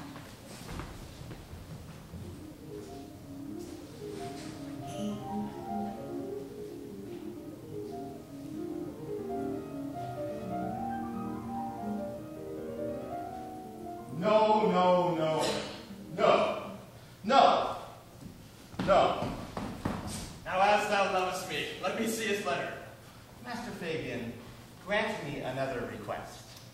Anything. Do not desire to see this letter. Oh, why this is to give a dog, and in recompense desire my dog again. Belong you to the Lady Olivia, friends? Aye, sir, we are some of her trappings, sir. I know thee well. How dost thou, my good fellow? Truly, sir, the better for my friend, foes, and the worse for my friends. Just the contrary, the better for thy friends. No, sir, the worse. How can this be? Marry, sir, they praise me and make an ass of me. Now my foes tell me plainly that I am an ass, so that by my foes, sir, I profit in the knowledge of myself. And by my friends, I am abused. So that conclusions to be as kisses, if your 4 negatives make your 2 affirmatives, why then the worse for my friends, the better for my foes. Why, this is excellent. By my troth, sir, no. But it pleases you to be one of my friends. Thou shalt not be the worse for me. There's gold. But that would be double dealing, sir. I would you could make it another. Oh, you give me your counsel. Put your grace in your pocket, sir, just this once, and let your flesh and blood obey. Well, I will be so much a sinner to be a double dealer. There's another. Primo, secundo, tertio. It's a good play. Or the old saying goes, the third pays all. The triplex, sir, is a good tripping measure. Or the bells of St. Bennet, sir, may put you in mind. 1, 2, 3. You can fool no more money out of me at this throw. If you will let your lady know that I am here and want to speak with her, and bring her along with you, it may await my bounty further. Marry, sir, a lullaby into your bounty. Till I come again, I go, sir. But I would not have you to think that my desire of having is the sin of covetousness. But as you say, sir, let your bounty take a nap. I will awaken it anon. Here comes the man, sir, that did rescue me. That face of his I do remember well. Yet when I saw it last, it was besmeared as black as Vulcan in the smoke of war.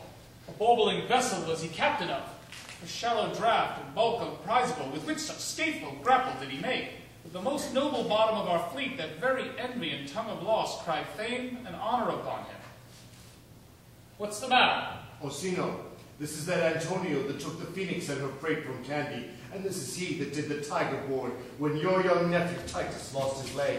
Here in the streets, desperate of shame and state, in private brabble did we apprehend him. He did me kindness, sir, drew on my side, but in conclusion put strange speech upon me. I know not 'twas but distraction. Notable pirate! Thou saltwater thief! What foolish boldness has brought thee to their mercies, whom thou in terms so bloody and so dear has made thine enemies? Orsino, noble sir, be pleased that I shake off these names you give me. Antonio never yet was thief or pirate, though I confess I'm base and ignorant enough, Orsino's enemy. A witchcraft drew me hither, that most ungrateful boy there by your side. From the rude seas and rage and foamy mouth did I redeem. A rack past hope he was. His life I gave him, and did thereunto add my love without retention or restraint, all his in dedication.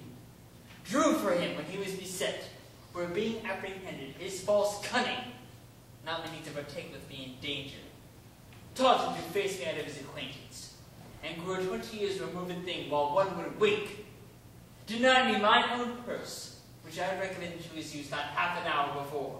How can this be? When came he to this town? Today, my lord. And for 3 months before, no interim, not a minute's vacancy, both day and night did we keep company. Oh, here comes the Countess. Now heaven walks on earth. But for thee, fellow, thy words are madness. 3 months this youth hath tended upon me. More of that anon. Take him aside. What would my lord but that he may not have, when Olivia may seem so? Cesario, you do not keep promise. Madam? Gracious Olivia. What do you say, Cesario? Good, my lord. My lord would speak, my duty hushes me. It be aught to the old tune, my lord. It be as fat and fulsome to my ear as howling after music. Still so cruel. Still so constant, lord. What, perverseness? You uncivil lady, to whose ungrateful and unauspicious altars my soul, the faithfulest offerings, hath breathed out that animal should tend it. What shall I do? Keep him when it please, my lord, that shall become you. Why should I not? Had I the heart to do it, like to the Egyptian thief at point of death, kill what I love. A savage jealousy that sometimes savors nobly. But hear me this. Do not regard its cast my fate. Since I partly know the instrument that screws me from my true place in your favor, live you the marble-breasted tyrant still. But this your minion, whom I know you love, and whom by heaven I swear I tender dearly, him will I tear out of that cruel eye where he sits crowned in his master's spite. Come, boy, with me. My thoughts are ripe with mischief. I'll sacrifice the lamb that I do love, spite the raven's heart within a dove. And I, most dark and daft, and willingly to do you rest 1,000 deaths would die. Where goes the subject? After him I love, more than I love these eyes, more than I love my life, more by all wars than e'er I shall love wife. If I do feign you witnesses above, punish my life for tainting of my love. I be detested. How am I beguiled? Who does beguile you? Who does do you wrong? Hast thou forgot thyself? Is it so long? Call forth the holy father. Come away! Whither, my lord? Cesario! Husband, stay! Husband? I, husband! Can you not deny? Her husband, Sir No, my lord, not I! Alas, it is the baseness of thy fear that makes thee strangle thy propriety. Fear not, Cesario.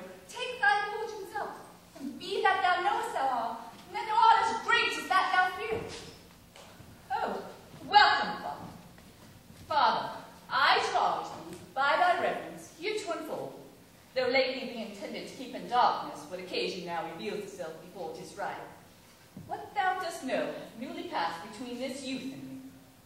A contact of eternal bond of love, confirmed by mutual joinder of your hands, attested by the holy close of the lips, strengthened by interchangement of your rings, and all the ceremonies of this compact sealed in my function by my testimony. Since when my watch hath told me, toward my grave I have traveled but 2 hours. Assembly, come! What wilt thou be when time hath sowed the grizzle on thy case? Will not else thy craft so quickly grow that thine own trip shall be thine overthrow? Well, and take her, but direct thy feet where thou and I henceforth may never meet. My lord, I do protest! Oh, do not swear. Oh, little faith, though thou hast too much fear. The love of God gentleman presently to Sir Toby. What's the matter? I broke my head across and just given Sir Toby a bloody coxcomb too. For the love of God, for help! I'd rather than 40 pounds I were at home. Who has done this, Sir Andrew? The Count's gentleman, once a Cesario, we took him for a coward, but he's a very devil in Cardinet. My gentleman Cesario. What's likely? There he is! You broke my head for nothing. That I did, I was sent to do it by Sir Toby. Why do you speak to me? I never hurt you. You drew your sword upon me without cause, but I bespoke you fair and hurt you not. For bloody coxcomb you have hurt me. I think you said nothing by bloody coxcomb. Here comes Sir Toby halting, but you shall hear more. But if you had not been injured, you would have checked the other gates that he did. How now, gentlemen? How is with you? It's all one. He hurt me, and that's the end of it. Sot! Hast thou seen Dick Surgeon, Sot? Oh, he's drunk, Sir Toby. An hour gone. His eyes were set at 8 in the morning. They's a rogue, a passive measures paid him. I hate a drunken. Away with him. Who have made this havoc with him? I'll help you, Sir Toby, because we'll be dressed together. You'll help me? You asshead! Coxcomb! A knave! A thin-faced knave! Oh, God! Get him to bed, and let his hurt be looked.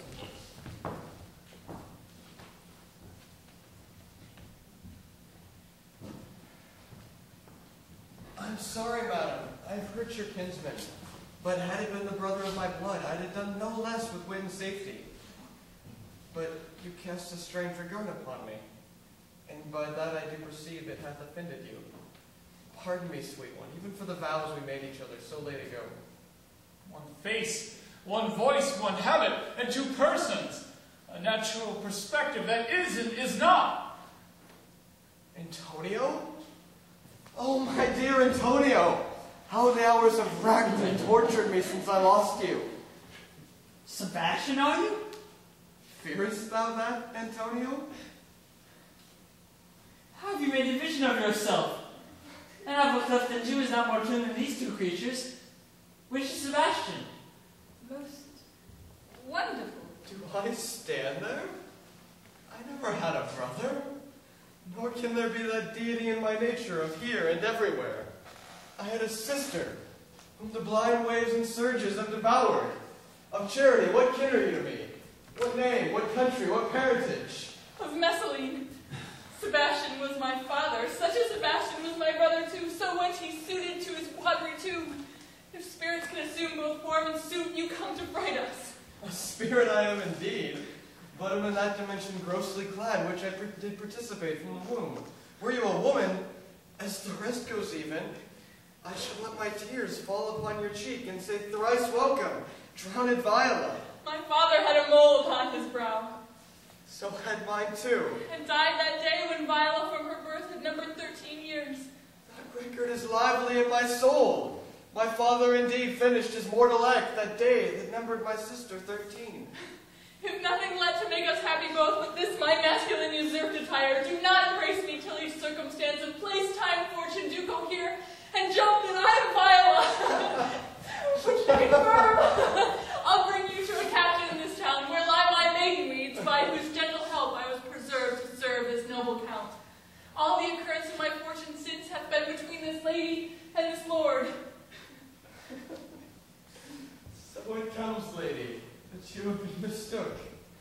When nature, in her bias, sure win that, you would have been contracted to a maid, and nor are you therein by my life deceived. You're betrothed to both a maid and a man. Be not amazed. Right noble is his blood. If this be so, as yet the glass seems true, I shall have share in this most happy wreck. Boy, thou hast said to me, thou never shouldst love woman like to me. And all those sayings do I overswear, and all those swearings keep as true in soul as doth that orbed continent that severs day from night. Oh, give me thy hand, and let me see thee in thy woman's weeds. The captain that did bring me first on shore hath my maid's garments. He, upon some action, is now in durance at Malvolio's suit, a gentleman and follower of my lady's. He shall emulate him. Fetch Malvolio. Now I remember him. They say, poor gentleman, he's much distressed. Most stretching frenzy in my own. From my remembrance, clearly banished his. How does he, sir? Truly, madam, he holds Beelzebub at the stave's end as well as any man in this case may do. As he read a letter to you, I should have delivered it to you today morning, but as a madman's epistles are no gospel, so it skills not when they be delivered. Open it and read. Look then to be well edified, as the fool delivers the madman. By the Lord, No, madam, I do but read madness, and your ladyship will have it as it ought to be. You must allow vox. Really, read it thy right. So I do, madam, but to read it by his rightness is to read it thus. Therefore, perpend, princess, and give ear. by the Lord, Read it you, sir.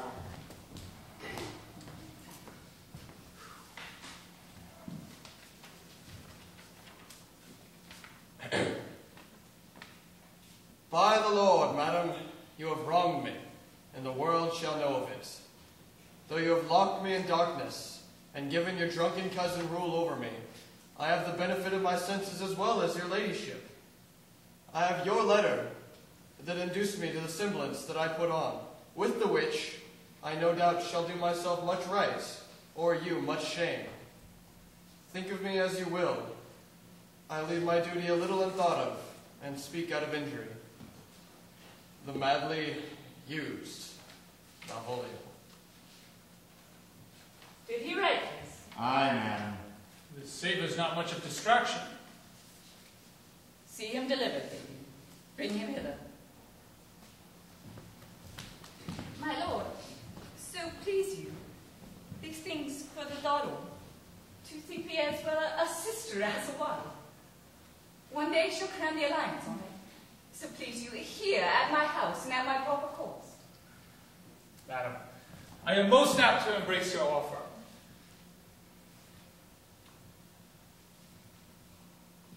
And your master quits you, and for your service done him, so much against the metal of your sex, so far beneath your soft and tender breeding, that since you called me master for so long, here is my hand. You shall from this time be your master's mistress. Sister, you are she.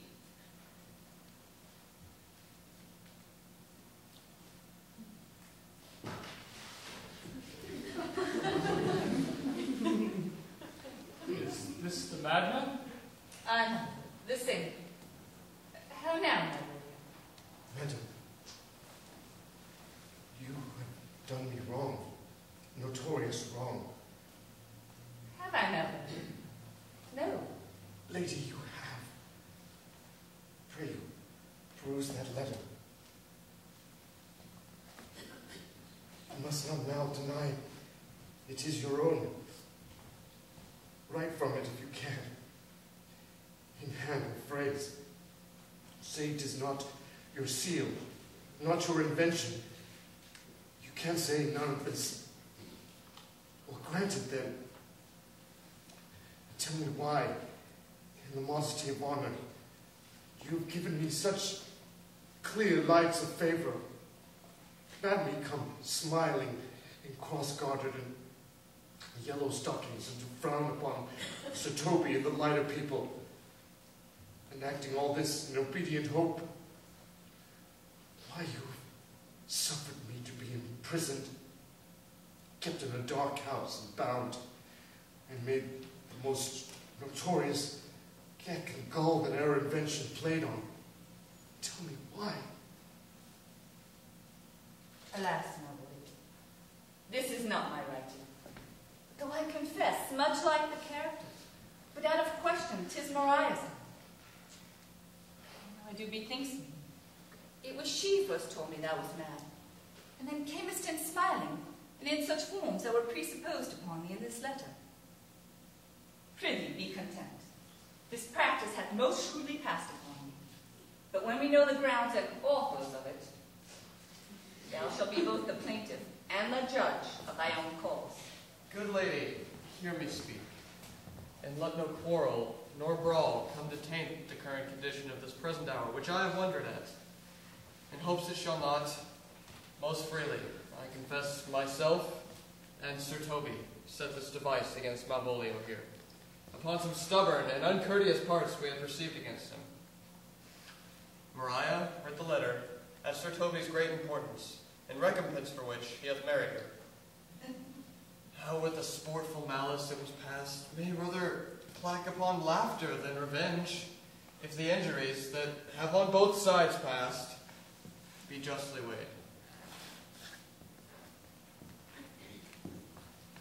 Alas, poor fool.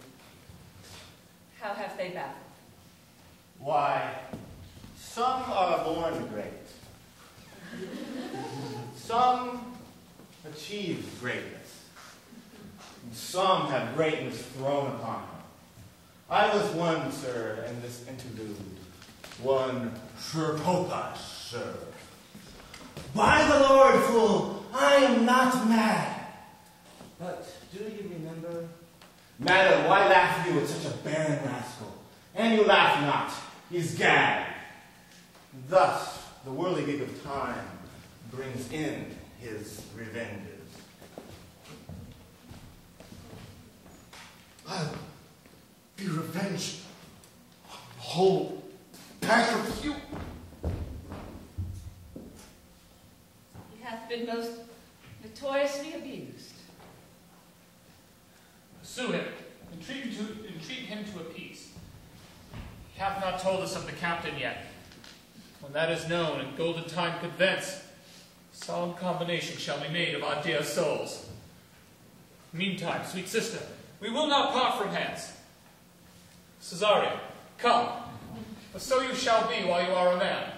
But when in other habits you are seen, Orsino's mistress and his fancy's queen.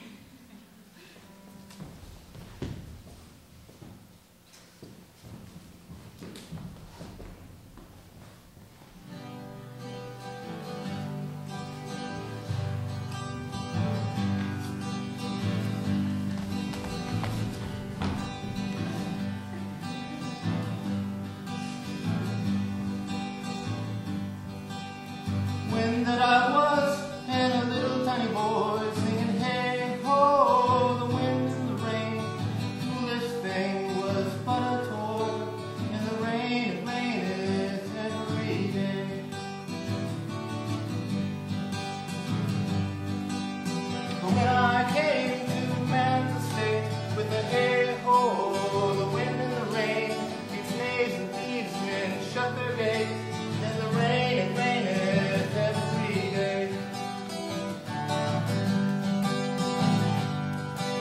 But when I came at last to wise the hey-ho, the wind and the rain, when swaggering I could never thrive, and the rain it raineth every day. But when I came